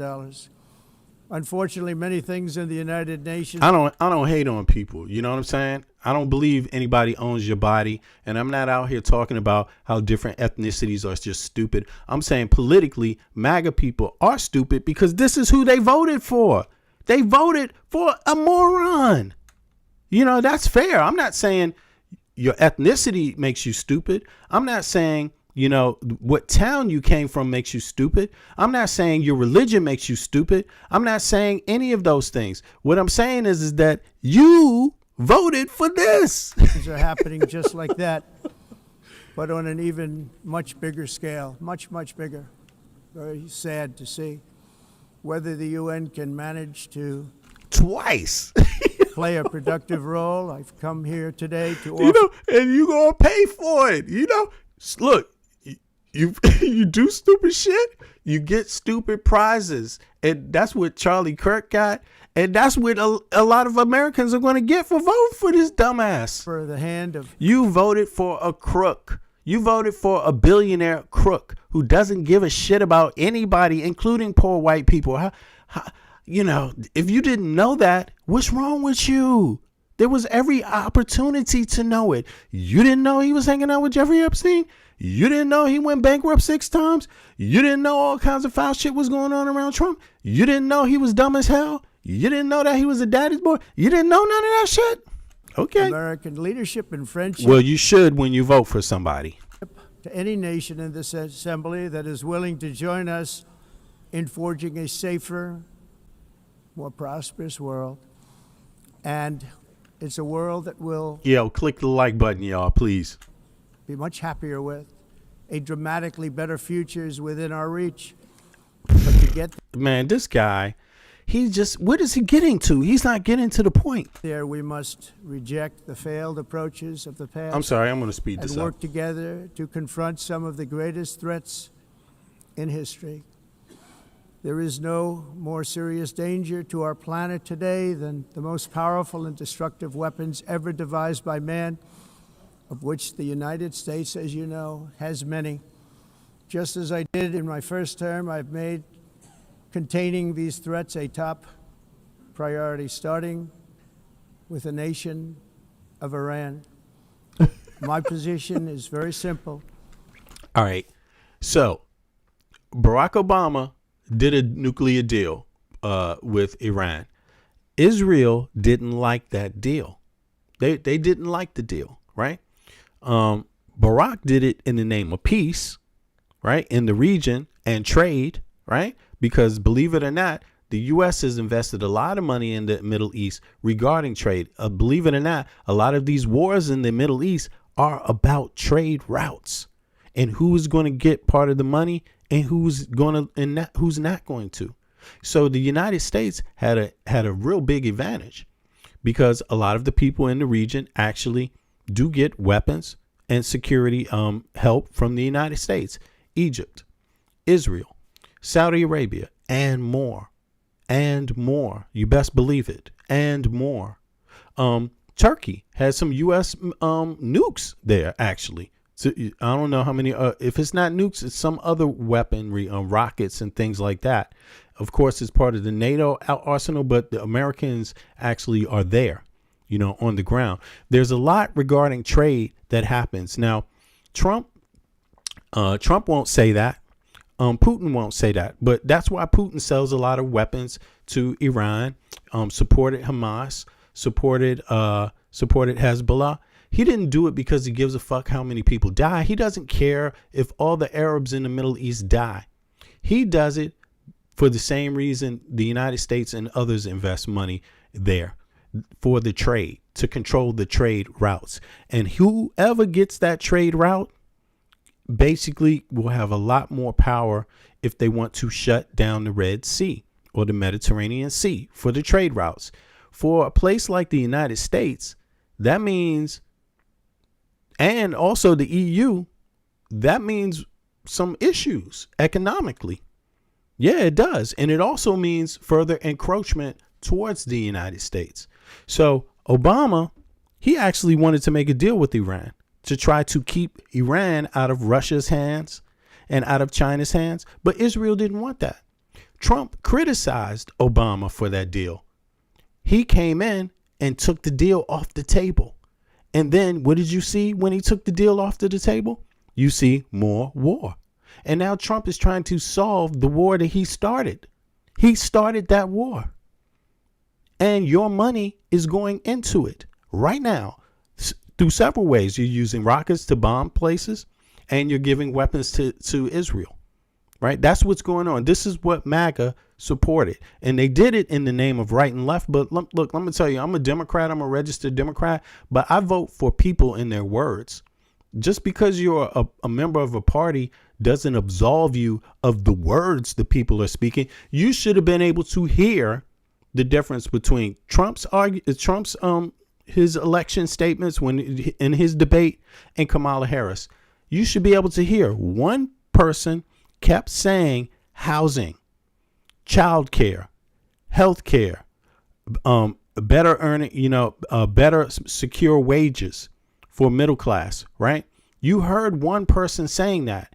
You heard another person not saying that, saying we're going to kick out the immigrants. But he never said you deserve a fair wage. He never said you deserve health care. He lied. He said we ain't going to touch it.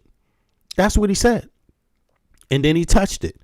You see, so you should be able to discern this outside of what party you're with.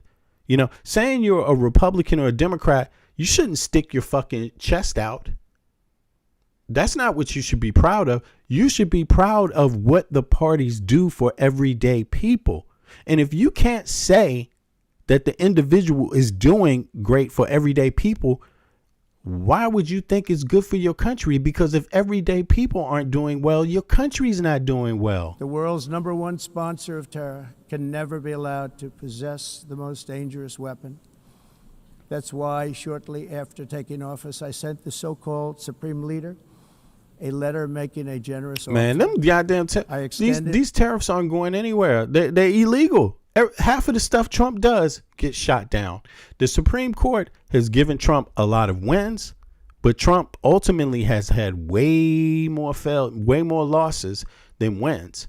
You know, on the Supreme Court, if these things get argued up to the Supreme Court and Trump keeps trying to fight them and he thinks it's something the Supreme Court might take up, you know, but they don't even take it up. They just go to the shadow docket and actually rip the Constitution apart. And someone's going to have to pay for that, too, because if it's good for the goose, it's good for the gander. If Trump is allowed legally to do any of these things, so can the next president, regardless of their party or regardless of what they want to do.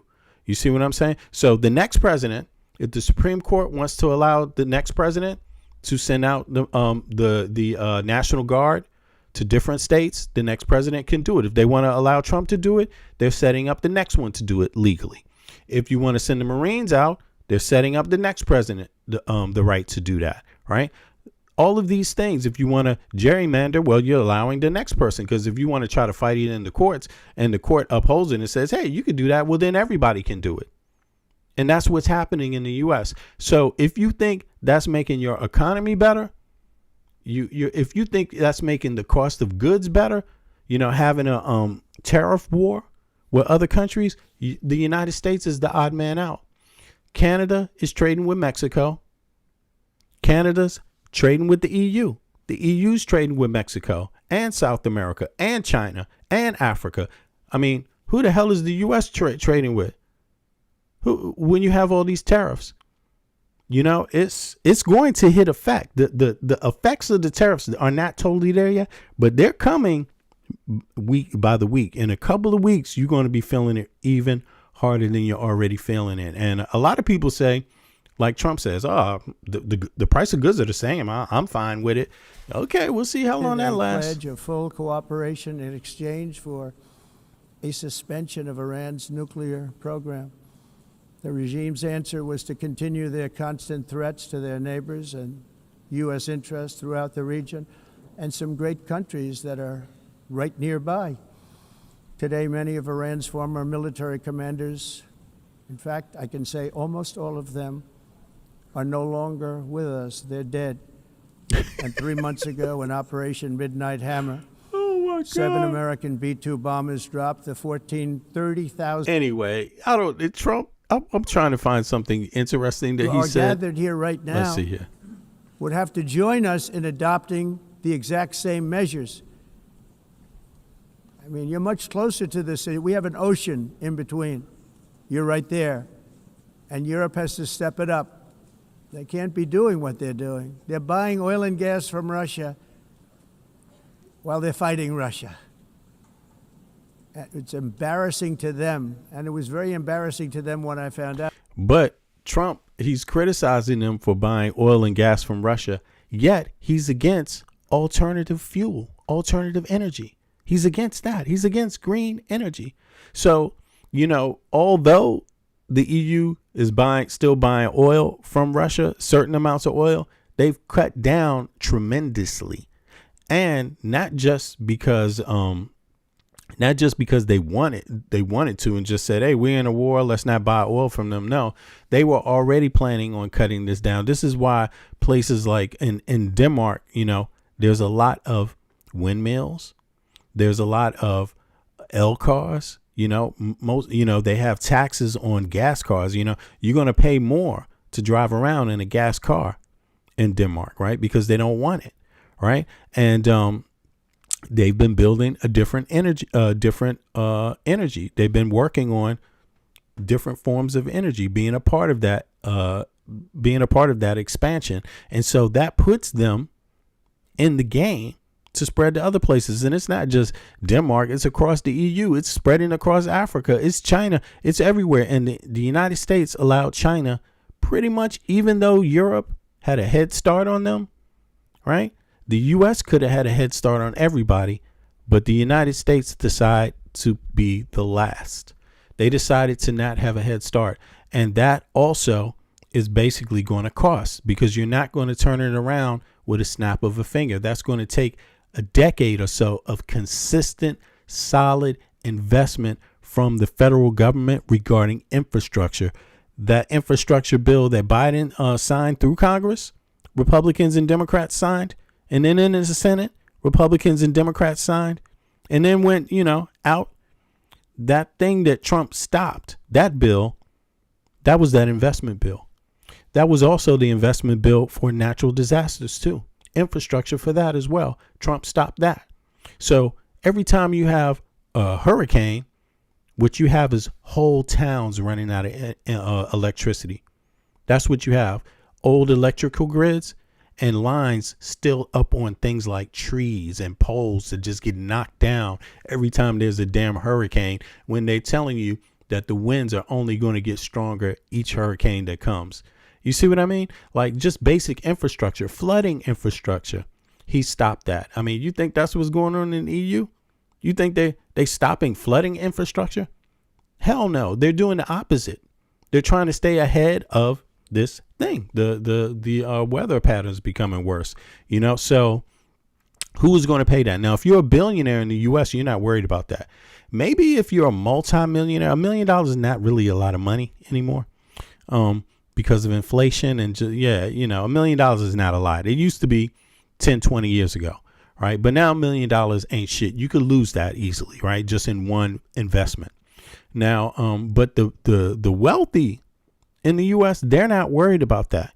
But the middle class, you actually going to have to fix up your own home. Your insurance for these natural disasters, these floods, these hurricanes and all of this stuff. You got to flip more of the bill of that now, because Trump's not going to do it. FEMA's not going to do it for you anymore while you're paying the same amount of taxes. So, again, trolls may not think it's such a bad thing, but the real people likely do. Not about it, I can tell you that. They have to immediately cease all energy purchases from Russia. Otherwise, we're all wasting a lot of time. So I'm ready to discuss this. We're going to discuss it today with the European nations, all gathered here. Winter Lynn, yeah, correct. You are correct. And a lot of the EU's been making this investment, independently in these states and also through the EU funding. You can try to walk alone in this world if you want, but you walk alone because you're stupid, and the United States is trying to walk alone right now. And guess what? You'll never be that powerful to be able to walk alone and survive the effects well. The U.S. is going to get some serious damage from this. You may not be able to imagine what damage, but Donald Trump stuck a stake in the heart of the United States. This may as well be your enemy doing all the things that an enemy would do if he wanted to hurt the United States, but can't because he's on the outside. Well, Trump is on the inside doing it. Sure, they're thrilled to hear me speak about it, but that's the way it is. I like to speak my mind and speak the truth. As we seek to reduce the threat of dangerous weapons today. Hey, Winter Lee, education, right? Universal education is in Germany, right? Healthcare, universal healthcare is in Germany, right? Tell me about the elderly. Do they have elder care? Is that also done by the state? Is that a collective bargaining thing also in Germany? It is in Denmark. The elderly are part of that, and the handicap as well. I'm also calling on every nation to join us in ending the development of biological weapons once and for all. And biological is terrible, and nuclear is even beyond, and we include nuclear in that. We want to have a cessation of the development of nuclear weapons. Come on. Illegal aliens are pouring. He's back on illegal aliens. Okay, I think this is what I wanted to hear. And deplete our social safety net. Deplete the social safety net? They pay taxes and can't get social benefits. And he's talking about this. They deplete the social. All these lies that he's saying are being debunked. If you want to work in the United States illegally, you have two choices. You either only get paid cash. Again, this is about comprehensive versus not comprehensive. You either think that all these illegal workers are working for cash. Wrong. That's not how things work. That's not how you survive if you're an illegal alien. What you would do is you would work under someone else's name who's likely alive. You see what I'm saying? Maybe a family member, maybe someone else, or that's what they do. And so a lot of times, or they work under, people's names they can't work for some reason, right? Now, they get checks. They may even get a bank account, right? But when it comes time to getting the benefits back because of the checks and things like that that are already in place, a lot of these people don't get anything back. You see what I'm saying? So, and they pay taxes in different ways. Every time they buy something, they pay sales tax, right? They're getting taxes taken out of their checks. It's just going to, somebody else's name. It's like that. So he's saying it's being depleted. Nah, it's not depleting the services because these people get very few social services, not like he's talking about. And that's not a federal government issue, likely what he's even talking about, But in any case, let's hear some more. Reasserted that America belongs to the American people, and I encourage all countries to take their own stand. Right. So he's a second generation American saying America belongs to American people. Yeah, well, we know America belongs to American people. But why is he saying that to the EU? He's saying because he wants him and Elon Musk, they want the European nations to take on the same stance that they're taking. Well, that will tank the economy. That will tank their way of life. That will tank. And when I mean their way of life that's a cultural thing.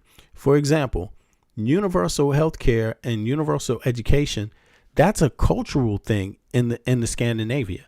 That's a cultural thing in Europe. That's not just like something you change without affecting how people behave. You see, people behave differently because they have access to these things. So when you don't have access to these things, people start behaving like Americans, walking around with guns, creating more violence, really robbing and stealing more from each other. Exactly. Committing more violent crimes, stuff like that. That's what actually happens in the U.S. Then they end up instead of spending so much money on social services for kids and things like families and spending money for kids and education, they end up spending more money for prisons, right? Where only the rich can access those prisoners now and get them to work a little side job where the rich get rich. But what does that do for the average person?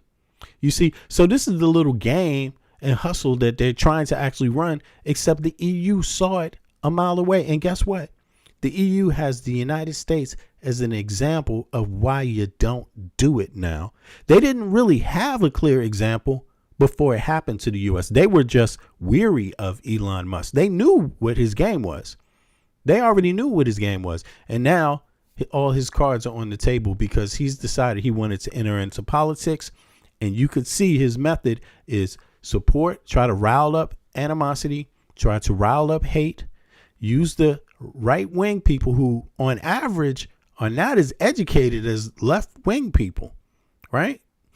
Sadly enough, and use these things about ethnicity and race to basically, attract these people, to a politic where then they go ahead and rob them and rob everybody else, the average person. I keep saying this all the time. Trump and Elon Musk, they use racism as a tool to enrich themselves when really they are classists. They want to own you and everything around you, and they don't care what your ethnicity is because they are classist. You have to understand that. They want to be the top classist in the world. That's what they want to be. In defense of their citizens as well. You have to do that because I see it. I'm not mentioning names. I see it, and I can call every single one of them out. You're destroying your countries. They're being destroyed. Europe is in serious trouble. Look, he's saying that because he knows his base are Americans that don't know a lot about Europe, and I know this for a fact. A lot of Americans don't, because when you look at how many Americans travel per person, it's not as high as a lot of other countries. Europeans travel way more than Americans per person, per percentage of the population. You see what I'm saying? And but again, unions are strong in the EU. Again, healthcare is basically a civil right. education is basically a civil right. So they're expanding. These people are going to being educated, staying healthy, traveling the world, maybe working in another country, maybe working in other parts of the developed world on a greater level per person. You see what I'm saying? When you living in the U.S. may have 350 Americans, but how many of them have access to education or are educated and look, you could have 1 degree. One degree is lazy in the education field. When you have total access to education, anytime that you say you want to learn something new, a new trade, a new or get a new bachelor's or something, or get a new degree, you just go and get that new degree in a new field, in a different field. That's not what's going on in the U.S. A person might get a degree and sit on that shit the rest of their life. Like shit doesn't change. Like technology doesn't change.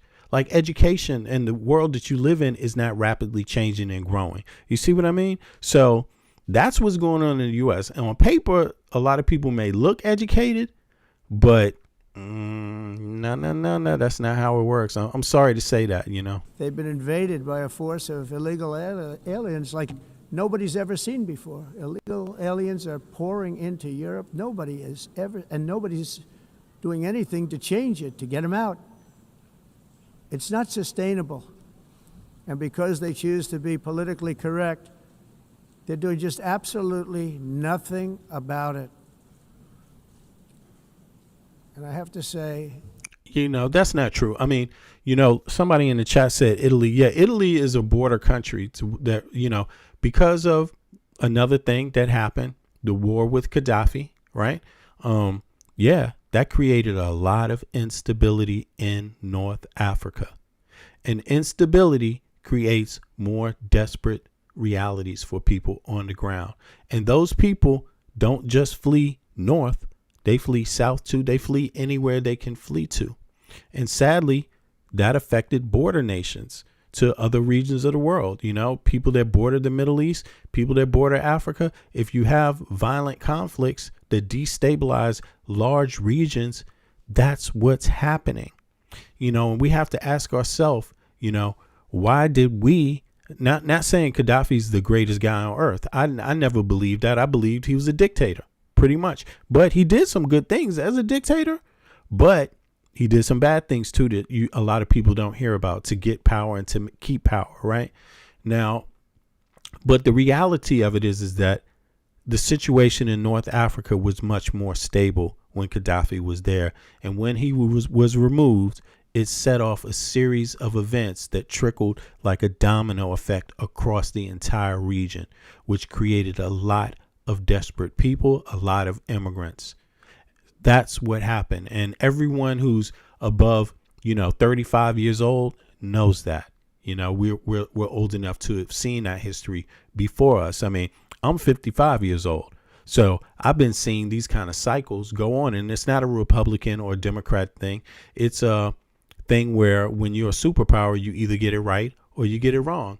When you get it right, you do a lot of good. When you get it wrong, you do a lot of bad. So when we do a lot of bad, the U.S., right? Trump, why is he sitting there acting like he doesn't know how that started? How that these wars in this thing with Gaddafi and destabilizing North Africa, how come he didn't think it would have an effect on Greece? How come he didn't think, if he's part of the same culture, if he's concerned about Greek culture, how come he didn't think about these things? How come the U.S. didn't think about how it would affect Greece? How come they didn't think about how it would affect Italy? See, that's the question that needs to be asked, because a lot of people from the Western world were saying that it would and that they shouldn't. But they didn't want to hear those people. They didn't want to hear those people. And these weren't left or right people. These are just people that understand, from both sides, that understand, wait, if you keep having these wars over here, it's going to create a lot of, people seeking asylum. And if you sign these treaties, which the United States did and every other country did, are you going to remove yourself from the treaty that you signed and announce it to the world? That's what will have to take place. But you know what? that sets off other things as well. So it's not a simple, easy choice. Like he's saying, he's saying your countries are falling apart. Well, you better think about what you're doing, because it can get worse. And look at the person you're talking to.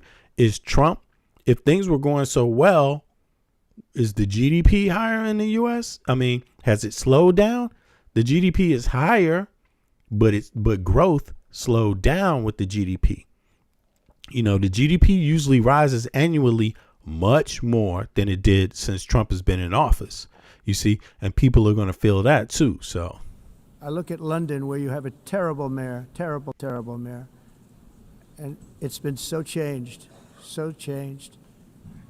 Yeah, he's just here selling gloom. So I'm just like, I gotta move past this. He's never going to say anything that, he had a message of gloom to Europe, and I guess he wants Europe to be right wing and to have some sort of ethnic race war with China and Africa and things like that. But, I hope you understand that war will only get a few people paid. Everyone else is going to suffer for setting off some wars like that. And most of the EU countries know that. Like, that's not where they want to go when it comes to survival. They have, you could say, more sustainable ways to continue developing, and that means you can't be out there being antagonistic to everybody all the damn time and posturing, sticking your chest out and thinking that is going to help your situation every single time. Now, let me see something here now. 2 seconds. Let me flip over, because we also had this issue with Mr. KIMMEL, right, that came up and is actually pretty wonderful. Let's peep. Oh, no, not KIMMEL. I'm sorry. Let's peep. It's actually Kamala, because I know a lot of you right-wingers hate her. So let me try to get a little preview of Kamala set up here so we can see what's going on with her. I really actually liked what I heard, but I didn't hear all of it. So I want to give it a chance. Let's see here. Here we go. Let's see what Kamala got to say. What's going on? Things that were great about Tim Walz, how much in particular she loved Tim Walz's wife, Gwen. But she also writes about why Pete Buttigieg was her This is the interview that she had with Rachel Maddow. Personal first choice for her running mate. You get her detailed thoughts on how President Biden's age showed when... Now, here's the thing. Kamala's not in the Epstein files, but you will notice MAGA people don't care about that. That's not really what they ever cared about anyway. You know what I'm saying? It was just a hoax. Hillary Clinton's not really there. She didn't drink baby blood, these kind of things. All of that stuff was made up to fool people. Obama's not in the Epstein files, right? And Biden's not in the Epstein files. But the best friend of Jeffrey Epstein, when he was doing all of this shit, is the president. So he was tired, and her view that the White House basically mismanaged that. She says President Biden was not incapacitated. He was absolutely capable of governing, and he was, in fact, very good at it throughout the entirety of his term. But she also writes that he was not up to the task of campaigning well for another term. And she writes about her regret and her frustrations for how that was handled by the president's senior staff. I will tell you, this book is going to sell a bazillion copies. And Vice President Harris's bluntness and clarity on those still very painful matters is going to be a big part of why. The book, as I said, goes on sale tomorrow. You will read it in one sitting. It is an unput down. I'm actually going to get a copy of this book because she is the first female vice president the United States has ever had. So I'm going to get it instead of being pessimistic. I'm going to get it knowing that, I may not ever get a chance to read a book written by a woman that was the vice president of the United States ever again. Accountable book. You should buy it. But here's the other thing about this book and about Kamala Harris in this moment. When we fight, we win. I mean, this is where we are right now. These were protests on Thursday and on Friday and on Saturday and on Sunday. And today, all about ABC taking comedian Jimmy Kimmel off the air after threats from the Trump administration effectively directing them to do so. And those protests were in New York and in Los Angeles, yes, but also in places like central Washington State, Yakima, Washington, and in Mount Kisco, New York. We saw Vice President Harris herself join the calls condemning the Trump administration and ABC for doing that. She put out a statement last week calling it an outright abuse of power. We saw statements of protest from her, from President Obama, from the former. So how many people in the chat think that it was a bad call for Trump? Actually, basically saying they're going to clamp down on freedom of speech, because that's what that is. Even if you call it hate speech, there might be some difference in what reaches the criminal standard for hate speech versus the civil standard. But in any case, it is speech, right? And cracking down on speech. Do you think that was a good move? How many of you think it was a good move? If you think it was smart for Trump, put a 1 in the chat. If you think it was stupid, put a 2 in the chat. President of Disney, ABC's parent company, Michael Eisner. We saw pushback from every other comedian in TV who Trump has pushed to get rid of, including Stephen Colbert, who CBS should maybe uncancel now that everybody can agree what cowards they were too.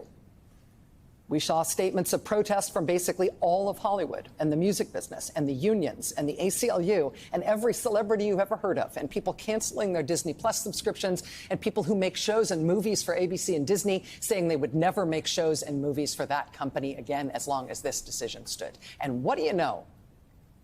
When we fight, we win. ABC this afternoon decided, okay, let's throw this in reverse. Jimmy Kimmel will be back on the air tomorrow night. And as for Stephen Colbert on CBS, stay tuned. Because, of course, his firing is just as indefensible, if not more so. In this new book, in 107 Days, Vice President Kamala Harris writes about predicting how bad Donald Trump would be in his second term as president. She says, quote, "I predicted all that. I warned of it. What I did not predict was the capitulation."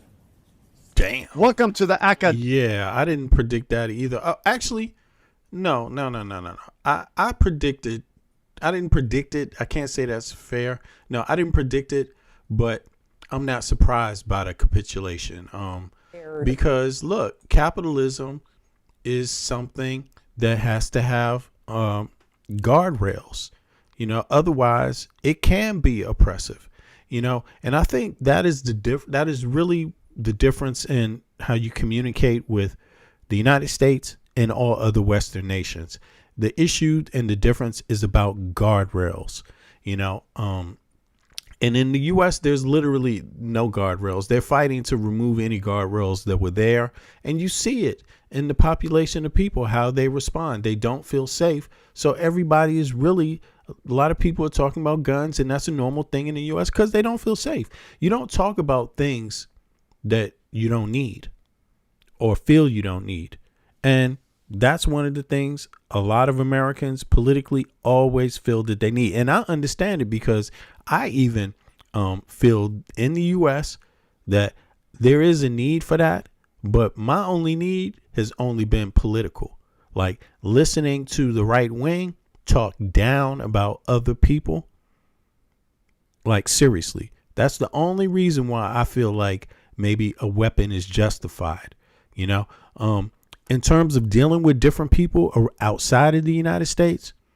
I deal with people outside of the United States the same way I deal with them inside of the United States. I'm talking about everyday people. I'm not talking about politically. I'm talking about just everyday people where I grew up, where I lived, in the states around me. I treat other people with the same amount of respect I would like to be treated with. I look them in the eyes. I speak kindly. I address groups of people and individuals with respect. Why? Because that's how I like to be treated. And when I'm not treated that way, I don't take kindly to it. But, I don't still, even when you find indifference, I don't feel like I need to have a gun to solve my indifferences, on those levels. I don't feel like I need a gun to solve it in Europe. I can talk to people. You know, people are reasonable. But in the U.S., when you hear one thing is different in the U.S., when you hear people talking about politics, you know, there's always an aspect of this gun that plays a big role in it. A gun. Like, seriously, people marching around with guns. We have this gun. You gonna do this. You know, it's like, and this is a habit for a long time. You can't say that people are doing this in the U.S. now because immigration just got so bad. No, because if that was the case, why the hell were you doing it in the 50s? Why were you doing it? They've been doing this shit the whole time. You know, the question is, when is it going to stop? Like, in the richest country on earth, you still can't find a way to get that to stop. It's because people get ripped off from the tax dollars. The taxes don't work to make the community safe in terms of supporting families. Just supporting family. And when I say families, I don't mean you should go out there and decide what a family is for somebody else. I just mean the basics of a family. A parent should be able to afford food, shelter, right? And access to the other basic things that everyone needs to function happily. I'm not talking about function like a millionaire. I mean, like, wake up and know that things are going to be okay for you and your child, and that you don't have to make rash decisions just as a part of a normal day. But Americans don't feel that way. That's why they got guns. They feel like they have to jump to rash decisions all the time because the security is not there in the richest country on earth. The security is not there in the most powerful country on earth. The security is not there, you know, and it comes out in these political times. Look at this dude. Look, he got shot. Charlie Kirk got shot. Look at where he was preaching and look at what happened to him. He preached violence pretty much, and he got violence. He preached hatred, and he got hatred back in the form of a bullet. You know, I don't talk about Charlie Kirk. I don't talk about Danes that way. I don't talk about Swedes that way. I don't talk about Germans that way. I don't talk about anybody that way, Africans that way, Nigerians that way, Ghanaians that way. I don't talk about Palestinians that way, Turkish people that way. I don't talk about Chinese people that way. I don't even talk about Russian people that way. Because I'm intelligent enough to know that people are just people pretty much. You know, so if you try to meet them on a common people level, you will get met back that way. But I got to tell you, in the United States with this politics, that's not how it works. You get met, the left gets met with hatred most of the time. And the right thinks it's so normal, they don't even realize when they are basically preaching hate. Times and then the Washington Post pulling their paper's endorsements of her just before the election. She says the pre-capitulation of these powerful billionaires. All right, let's just go to Kamala now. So I've been busy. Let me talk to you about this capitulation thing. Yep. This really landed with me. I feel like we're all in the middle of it, but you articulating it in the way that you do, you've become the patron saint of I told you so, in terms of people understanding the sort of warnings and predictions that you made about what Trump would be like. But you say, I predicted all of that. I warned of it. What I didn't predict was the capitulation. The billionaires lining up to grovel, the big media companies, universities, so many major law firms, I will note, including your husband's. Yeah, and he spoke out about it. He's been very vocal in criticizing it. He said they've all been bending to blackmail and outrageous demands. Yeah. You know, I think this was a pivotal moment. I don't think she could do anything better. I don't think anyone could do anything better because what happened here was very simple. Billionaires don't want to pay their fair share of taxes. So they would have found a way to demonize anyone who wants that. And that is what they did. They were talking, they made up so many things about so many people, obviously, and then look who they decided to back. You see how that works? So those billionaires, they decided to back those stereotypical false conspiracy concepts, use their social media, use their money, right? They spread it around to create this environment where instead of people thinking that it's bad to have a 34-time felon who shared top secret information with who knows, people don't even know everybody, who took it out of the White House and brought it to his home, the same place where he has all types of, people coming, right? The guy who is the best friend of the most prolific sex trafficker in the United States history, or close to it, was the best friend for a long time while he was engaged in sleeping with girls 13, 12, 14 years old. Trump himself has been accused by a woman of raping her, essentially being sex trafficked to Trump at 13, 14 years old. The accusations are on camera. She did a deposition with a lawyer. The MAGA people, they literally believed that Hillary Clinton was drinking baby blood. They thought it was the Dems. They thought they would find Biden on it. They thought they would find something, really, like that's what they were focused on. And the moment Trump got into office, he flipped the script because it's him. All those bad things he was saying, he was talking about himself. And a lot of these people, they couldn't see the difference because the billionaires, they spent a lot of money convincing MAGA people of these conspiracies. They spent a lot of money. Why? Better do that than to pay your fair share in taxes. And this is what it looks like. This is what the U.S. looks like when you have billionaires that don't want to pay their fair share in taxes. Fair share meaning like other places in the Western world has it. That's what that means. Like meaning you could have billionaires that aren't amoral. How can you be amoral when you're also supposed to be a patriot? If you're allowed to make billions of dollars in the United States, have a people that pay taxes that support your business being protected by the American people's military, you would think you would be grateful for that opportunity. You would think that, but that's not what's going on. What happened with here is that they think in the United States, like, aha, we got this power and we got it without you. You didn't help us get anything. We got all this by ourselves. And so we shouldn't have any connection with the everyday American outside of controlling them. That's what this turned into. And Trump is part of that. And yes, to achieve that, they supported a person who has zero ethics and poor morals and is disgusting. That's what this is about. So Kamala Harris didn't do anything wrong. She couldn't do anything better. There was nothing anyone could do to change the outcome of this. There was nothing. People voted for a might be pedophile, 34-time felon, person who didn't pay taxes, who robbed his people in his own state he grew up in. They voted for that over someone who talked about health care, someone that talked about a decent wage, someone that talked about access to education, someone who sat and signed a bill so that students could have debt relief in the U.S., right? Someone who signed a bill so that farmers could get more relief. Someone who, American people literally chose people that are anti them. That's what they did. And thank God I don't live in the United States of America as an American. Thank fucking God. And if I did, I would definitely be keeping my fucking gun rights. Why is that?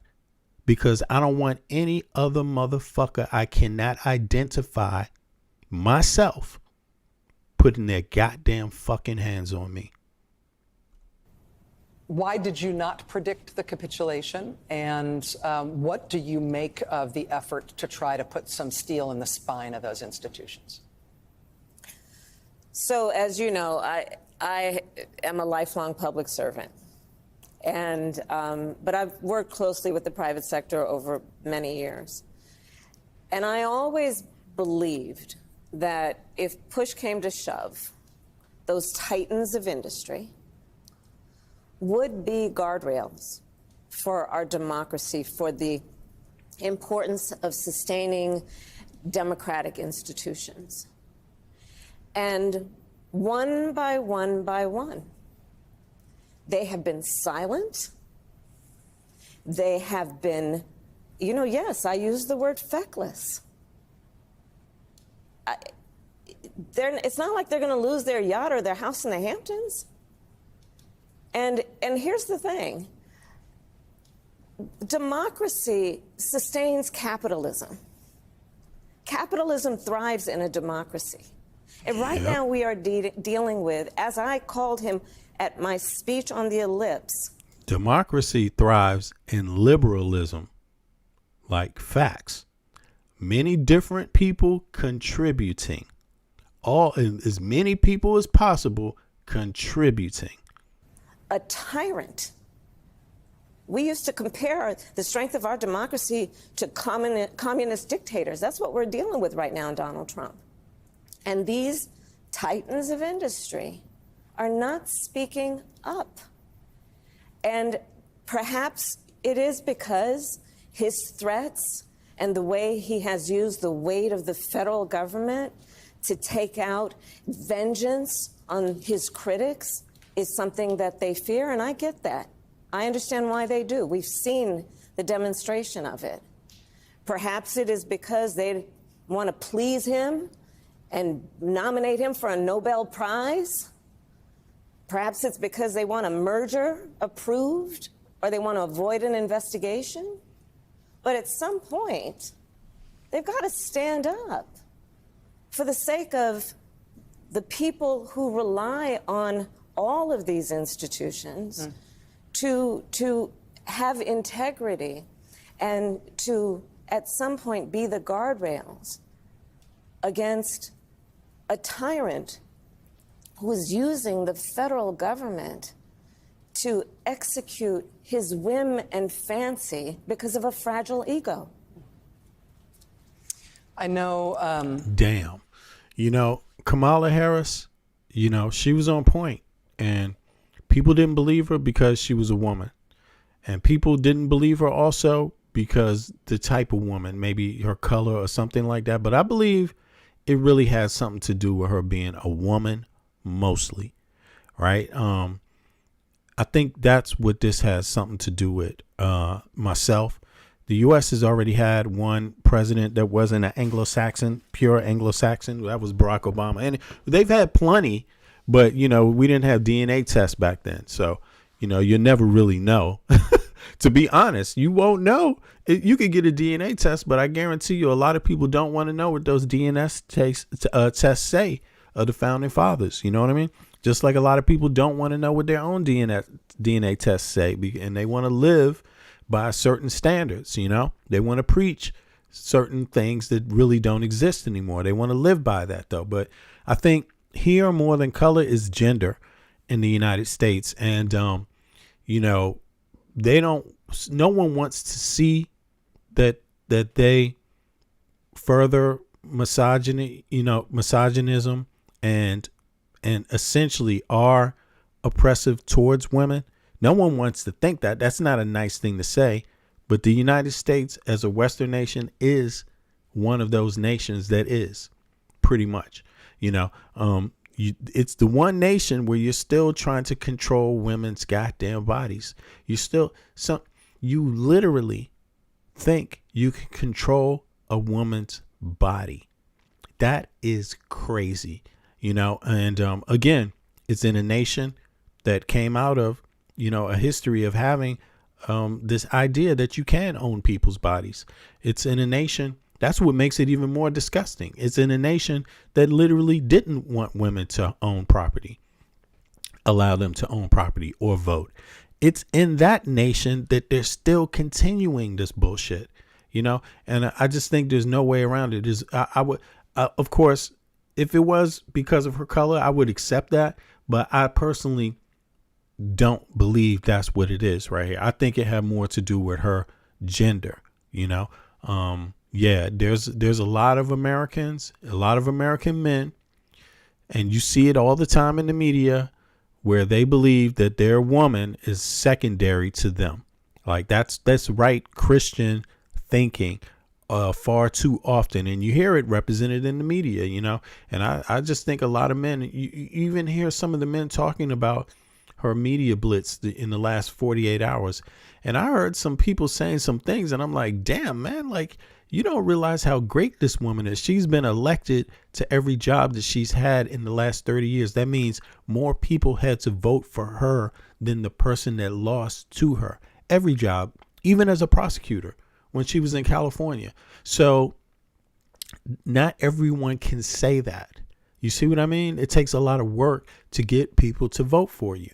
You know, it really does. It just having the money is not going to do the legwork. You know, you got to have people doing the legwork. And you also have to know what you're talking about to have this kind of effect that she's had, you know, and you don't get to be vice president, especially as a woman, and not knowing what the hell you're talking about. However, you can be a man and not know a goddamn thing, like straight up. That's what you got out of Trump.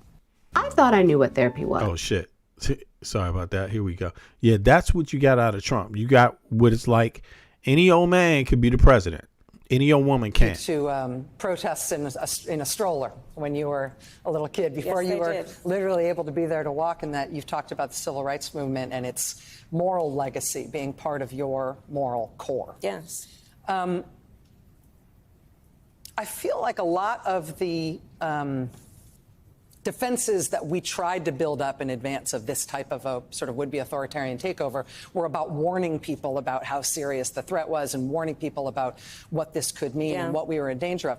Now that we're up against it, though, I'm not sure that we have great skills to actually not warn about it, but fight it.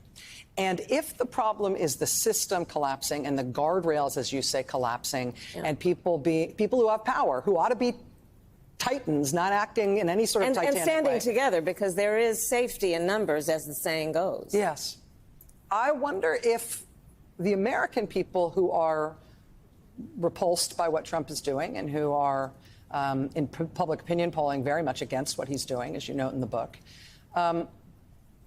are going to be turning their ire and their protest movement and their organizational capacity against these institutions that are failing as much as they are against Donald Trump himself and the administration, if that's the way the sort of resistance is headed.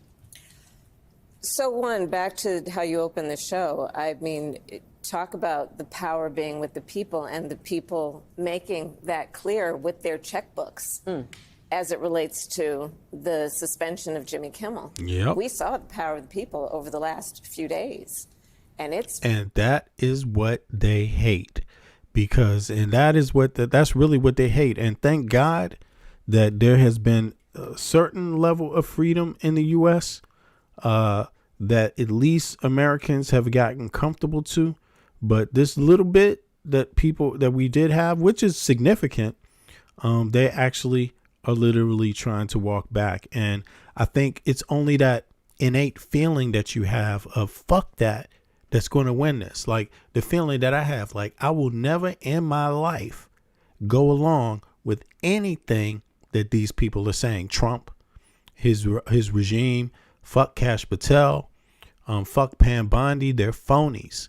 They are fake. They're insults to me. If you ask me, they are just insults to the United States of America. Trump also, Elon Musk also. I will never fucking ever submit to that shit. And on top of it, if any of them ever tried to put me in chains, right, I would rather fucking die, because I actually do know what freedom is. And freedom is worth dying for. You don't want to spend the rest of your life. My life's been a success without these motherfuckers. So why would I want to spend the rest of it being oppressed by them? Being oppressed by some criminal regime that doesn't care about people's civil rights, will lie to do anything. You see what I mean? Like, this is disgusting stuff. And I'm telling you, I don't blame any American for feeling extremely insulted and having a very bad reaction to this regime. When whatever that means is whatever that means, you know. These folks have committed hatred. If you ask me, they've shown pure hatred for America and for the U.S. and for American people. If you ask me, right, that's my feeling about it. So spoke volumes, and it moved a decision in the right direction. I think that part of where we are now in terms of thinking about what the fight is, it requires us, yes, to understand that we've got this administration and this president in front of us abusing the power that the people vested him with. But we also need to understand that this is bigger than Donald Trump. Yep. You know, part of what I write about, this stuff is decades in the making, Rachel. It didn't just happen overnight. You know, so much of what has indeed overwhelmed people, not to mention just scared the stuff out of people, is what we are. And you should be scared. People should be scared. Like, really, people should be scared, because you're entering into new water, into a new situation that you don't know, you haven't been in. This is not normal what's happening. What we're witnessing is a high velocity event. Yeah. We are witnessing something that has been happening so rapidly, and it feels chaotic. All right, so I would urge everybody to get out there and check out Kamala Harris's her other interviews that she's been doing. She's been doing a few across the board, and I'm going to listen to all of them. It's not enough time to do them all at one moment, but I'm going to do that. There was one other thing, and that's this. What's going on in the EU? There's Jimmy Kimmel. I'm happy Jimmy Kimmel is out there again. But it's this other scenario going on. And thanks to people that are standing up. Listen to me. Anybody anywhere in the United States that's doing anything to stand up against what is going on, this regime, you know, thank you, because you are actually keeping our country alive. You're literally trying, and I view this as nothing more than an actual real attack on the United States of America. Like Trump and his regime, I don't believe they're a friend of the U.S. or Americans. I believe they're anti-U.S. and anti-American, like straight up. That's my belief, right? And have I ever seen another? Could I say that about another president? No, I couldn't. I wouldn't be able to say that. This is very different. But while that's happening in the U.S., you could see others are being challenged. And this is what's going on across the EU right now. There's drones. If he is trying to escalate, right? There's drones. This is Putin trying to test the West. If he is trying to escalate here, what does he do next? I mean, it's difficult to second guess Putin, but you have to remember that he's testing us in the cyberspace, so cyber attacks. He's testing us with sabotage, undersea or elsewhere. He's been testing us with drones. He's been testing us with violation of airspace. He might test us with critical infrastructure. And the key here, of course, is always to make sure that you attribute it correctly. So we just have to learn how to live with this age of uncertainty and stay calm in the face of it, not to overreact, but be firm enough, because the only thing that Russia understands is power. If you show any weakness or softness, then I think you're in trouble. So far, so good. Right. So that was the Finnish president, prime minister or president, right? And if people don't know, yes, Russia, even in Denmark, just yesterday, in the last 24 hours, there was some drones that went over Denmark too. And so these border nations, these Baltic nations are, to say the least, are taking this very serious, but they're going through it in a comprehensive way. Developing what their actions will be. They're not panicking or anything like that. I think Putin pretty much knows that if you actually send a bomb on any drone, fly a plane and shoot any bomb, that there's definitely going to be a military response with weapons and bombs too. Right? I think Putin knows that. But in terms of trying to intimidate the local population, try to instill fear in the local population, try to test things on the international stage to make news headlines and to kind of show that, hey, we're still capable of doing something. I believe that's pretty much what Putin's trying to do. And but it's happening, and it's happened in Sweden, Norway, now Denmark. There's been sabotage across the EU since 2014, and a lot of it's been reported on in European newspapers and across the European news networks, but the U.S. doesn't report on these things often. So a lot of Americans aren't aware of it. However, these things are part of a playbook that Putin has, right? So there's cyber warfare that Russia's playing, right? That's one thing that the United States is definitely under constant cyber warfare. You know, American citizens have to understand that. What comes after cyber warfare is sabotage, accidents, you know. And one thing that I've always said is that, you know, it's possible that things happen and they don't want to tell people. But remember last year when Biden was president, by the way, there was that boat, that ship in Baltimore that went under that bridge, and then they say it lost power, you know, and hit, because it lost power, it hit one of the pylons and knocked the bridge down. But then when you watch the video, you see the boat go under the bridge, power goes out, the boat turns, power turns on, the boat turns, and then it backs directly up into the pylon, right? I mean, I don't know myself. I'm sure there's some kind of investigations going on about things. And I'm sure there's a lot, not just that they investigate, trying to figure out what's behind it. But, you know, that is a part of what Russia does. They don't just come with one component. They come with multiple components, you know, and the EU states know those components very, very well. So I would encourage Americans to get a little more comfortable and researching the EU news. I'm not saying don't use, go straight to European outlets and do it. And don't be political about it. Don't be left or right. Just go to ones that give you the basic facts, right? And research about sabotage, cyber warfare that's been going on in the EU. And this is how they saw Musk. Musk literally has come out of his shell, right? He bought up X, he bought Twitter, turned it to X, and he's using it as a political tool. It's not a business venture for him. It's his way of entering politics.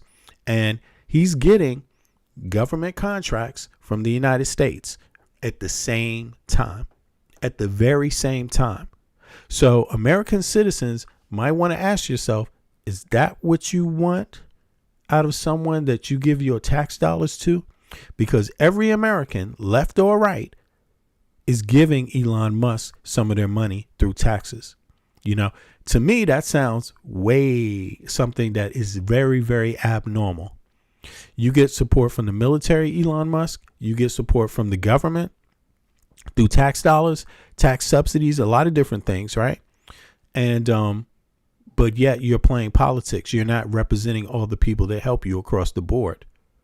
So you're getting help you don't deserve, you know, and I think American people need to take that issue up. Again, Europe pretty much kicked Elon Musk out. They see him as a threat. He's entered now into the UK looking for a new space to harbor, you know, because he wants to own.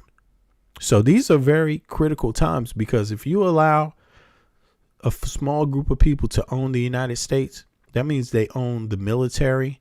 They own the weapons. You see what Trump is doing now. He's running it like he's a king with some oligarchs, rewarding them with contracts while they keep their mouth shut about ethics and morals and standards, democratic norms. They're keeping their mouth shut. So they're benefiting. At the same time, they're watching everything else go to hell. So if I was an American, I would be paying attention to that. But let's hear what Macron's response was. The U.S. has not contributed fighter jets to that new effort that was just recently announced after the drone incursions. The Supreme Allied Commander is an American, but does that signal something to you? Does that concern you that the United States isn't more muscular here? No, I'm not concerned or worried about that. I want to say that the NATO Secretary General worked very hard, and we all gathered and exchanged information with the Polish Prime Minister and the Polish President in the hours right after this what happened. And for instance, UK and France stepped up and we sent fighters. But it's fine. We were in a situation to do so, and we are totally credible. But at the same time, look at what the US is doing on the eastern flank of NATO. You are a very strong contributor and reliable partner. So I don't want to diminish this role and your commitment. And I think your president was very clear about as well his commitment to NATO. But I'm totally in line with the fact that the Europeans have to step up. I've defended for years the fact that we need more independence, more strategic autonomy in Europe, and we need a stronger European pillar. The U.S. has not contributed fighter jets to that new effort that was just recently announced. All right, so that was Macron. Russia is challenging NATO directly. A recent spike in airspace violations shows that Moscow is escalating the threat.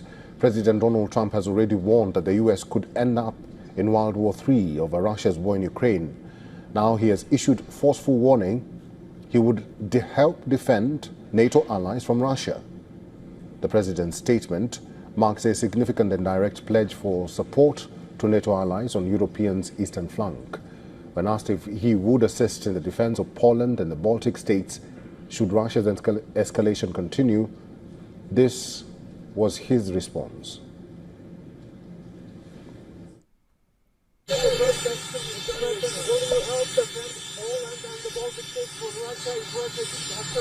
Yeah, I would.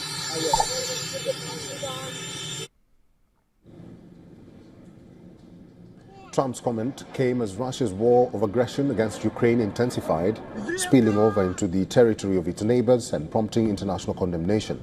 Germany's Air Force said it intercepted a Russian reconnaissance plane over the Baltic Sea.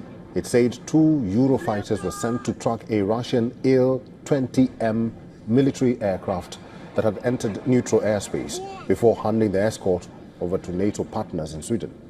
Earlier, 3 Russian MiG-31 fighter jets violated Estonian airspace over the Gulf of Finland on Friday, triggering complaints of a dangerous new provocation from the European Union and NATO, but a denial from Moscow. Italian F-35 fighter jets attached to NATO's air defense support mission in the Baltic states, along with Swedish and Finnish aircraft, were scrambled to intercept the Russian jets and run them off.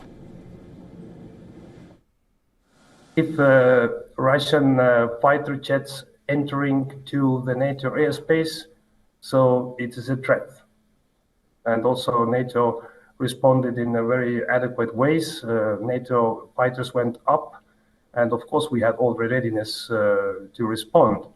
But yes, happily they were escorted after 12 minutes out from NATO airspace. And if you have Russian fighters in your airspace, if you ask, is it a threat? Of course it is a threat.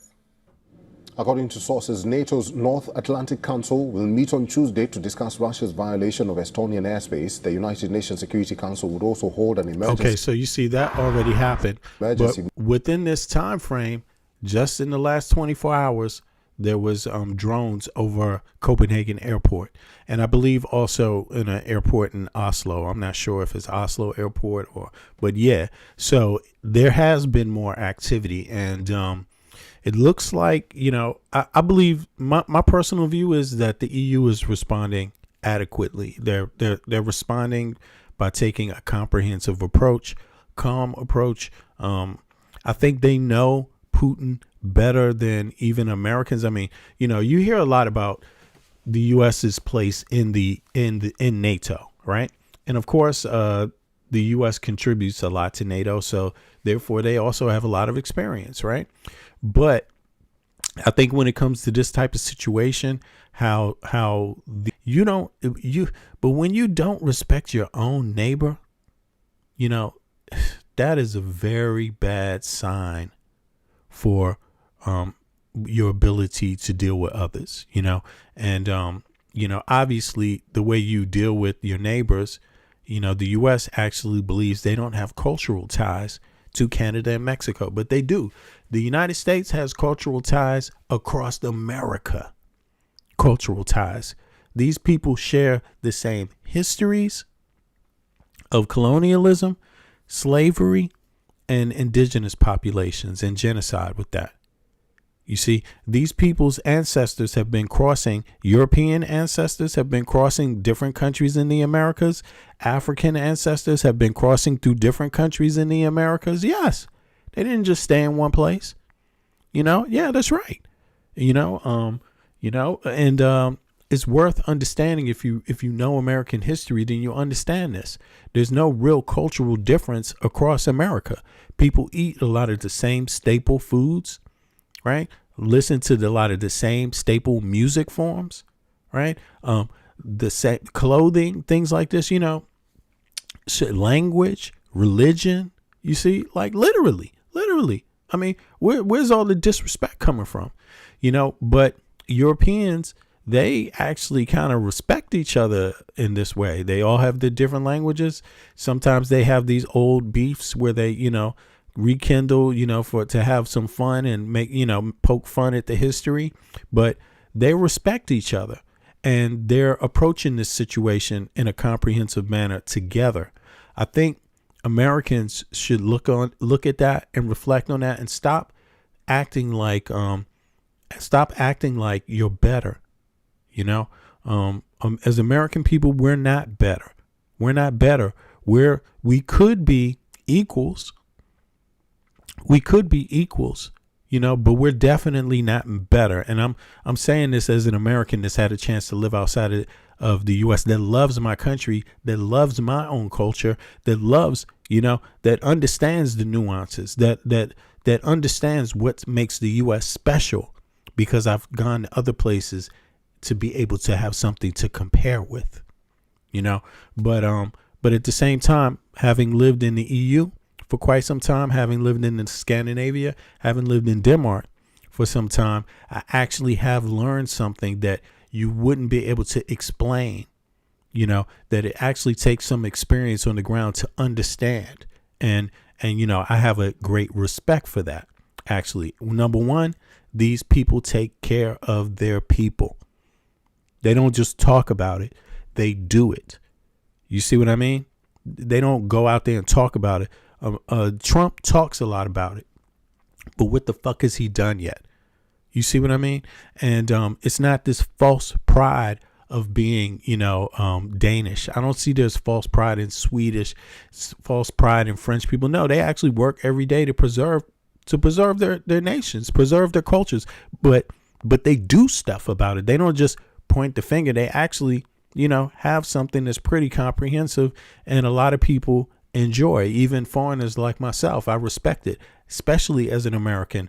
I respect Denmark greatly. And I'm not saying that because I have to say it, because I've criticized certain things before, but I'm not going to do it unfairly, and I'm not going to be a type of person that only points out one little thing that's bad and then never talk about any of the things that are great. No, Denmark is a great country, and we have a lot to learn from them. So I'm saying that because my president insulted this country, and most Americans that live in Denmark feel exactly like I feel about this matter in terms of Trump insulting Denmark. Hell fucking no. Denmark, we stand with you, period. You have to understand that, right? We stand with you, because we understand what you're doing. And what you're doing is what people with intelligence do. You see what I mean? People that want a sustainable future do. People that have some common decency and respect for themselves do. So I give Denmark that much, no question at all. But on that note, folks, I'm going to be out. Thanks for listening. Thanks for joining me today. I'm going to be back tomorrow, and I appreciate you all every single time, everybody that comes out. Occasionally there's a few, butt heads, you know what I'm saying? But that's just what it is, it comes with the territory. But overall, people are really, really cool. And I also want to say what's up to people, let me know where you're from. Actually, a lot of times people forget to mention where you're from. A lot of people that listen don't actually enter the chat. Every once in a while, enter the chat and let me know where you're from. If you haven't subscribed, please do.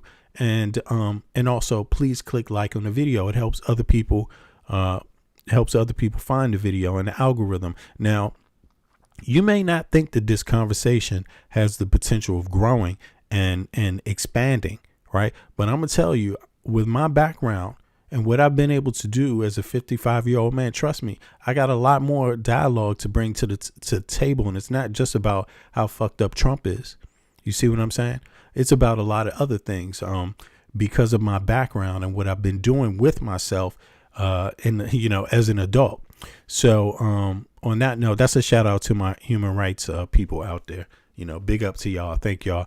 And the ones of you that are in the EU and the ones of you outside of the EU, in the Americas, in South America, in Africa, in Asia, in Eastern Europe, across the world, my fellow human rights advocates. It's a big up to you all. I appreciate everybody. I'm going to be out. Yo, click like, click subscribe, and I'm going to catch up with y'all very, very soon again. Peace. I'm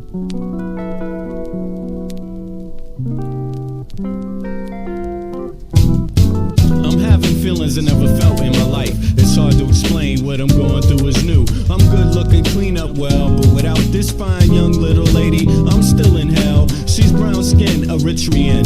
Love every second and the time that we spend. We're good friends, there's no need to pretend. The way she walks and moves her hips, those smooth curves, I just love to kiss. It's Sunday morning, make her breakfast in bed. Bring her a latte and chill up in the spread. And manifest all the thoughts in my head. The comforter of my life. You know what? She may not know it. I want her to be my wife. It was my finest wish to stay the night.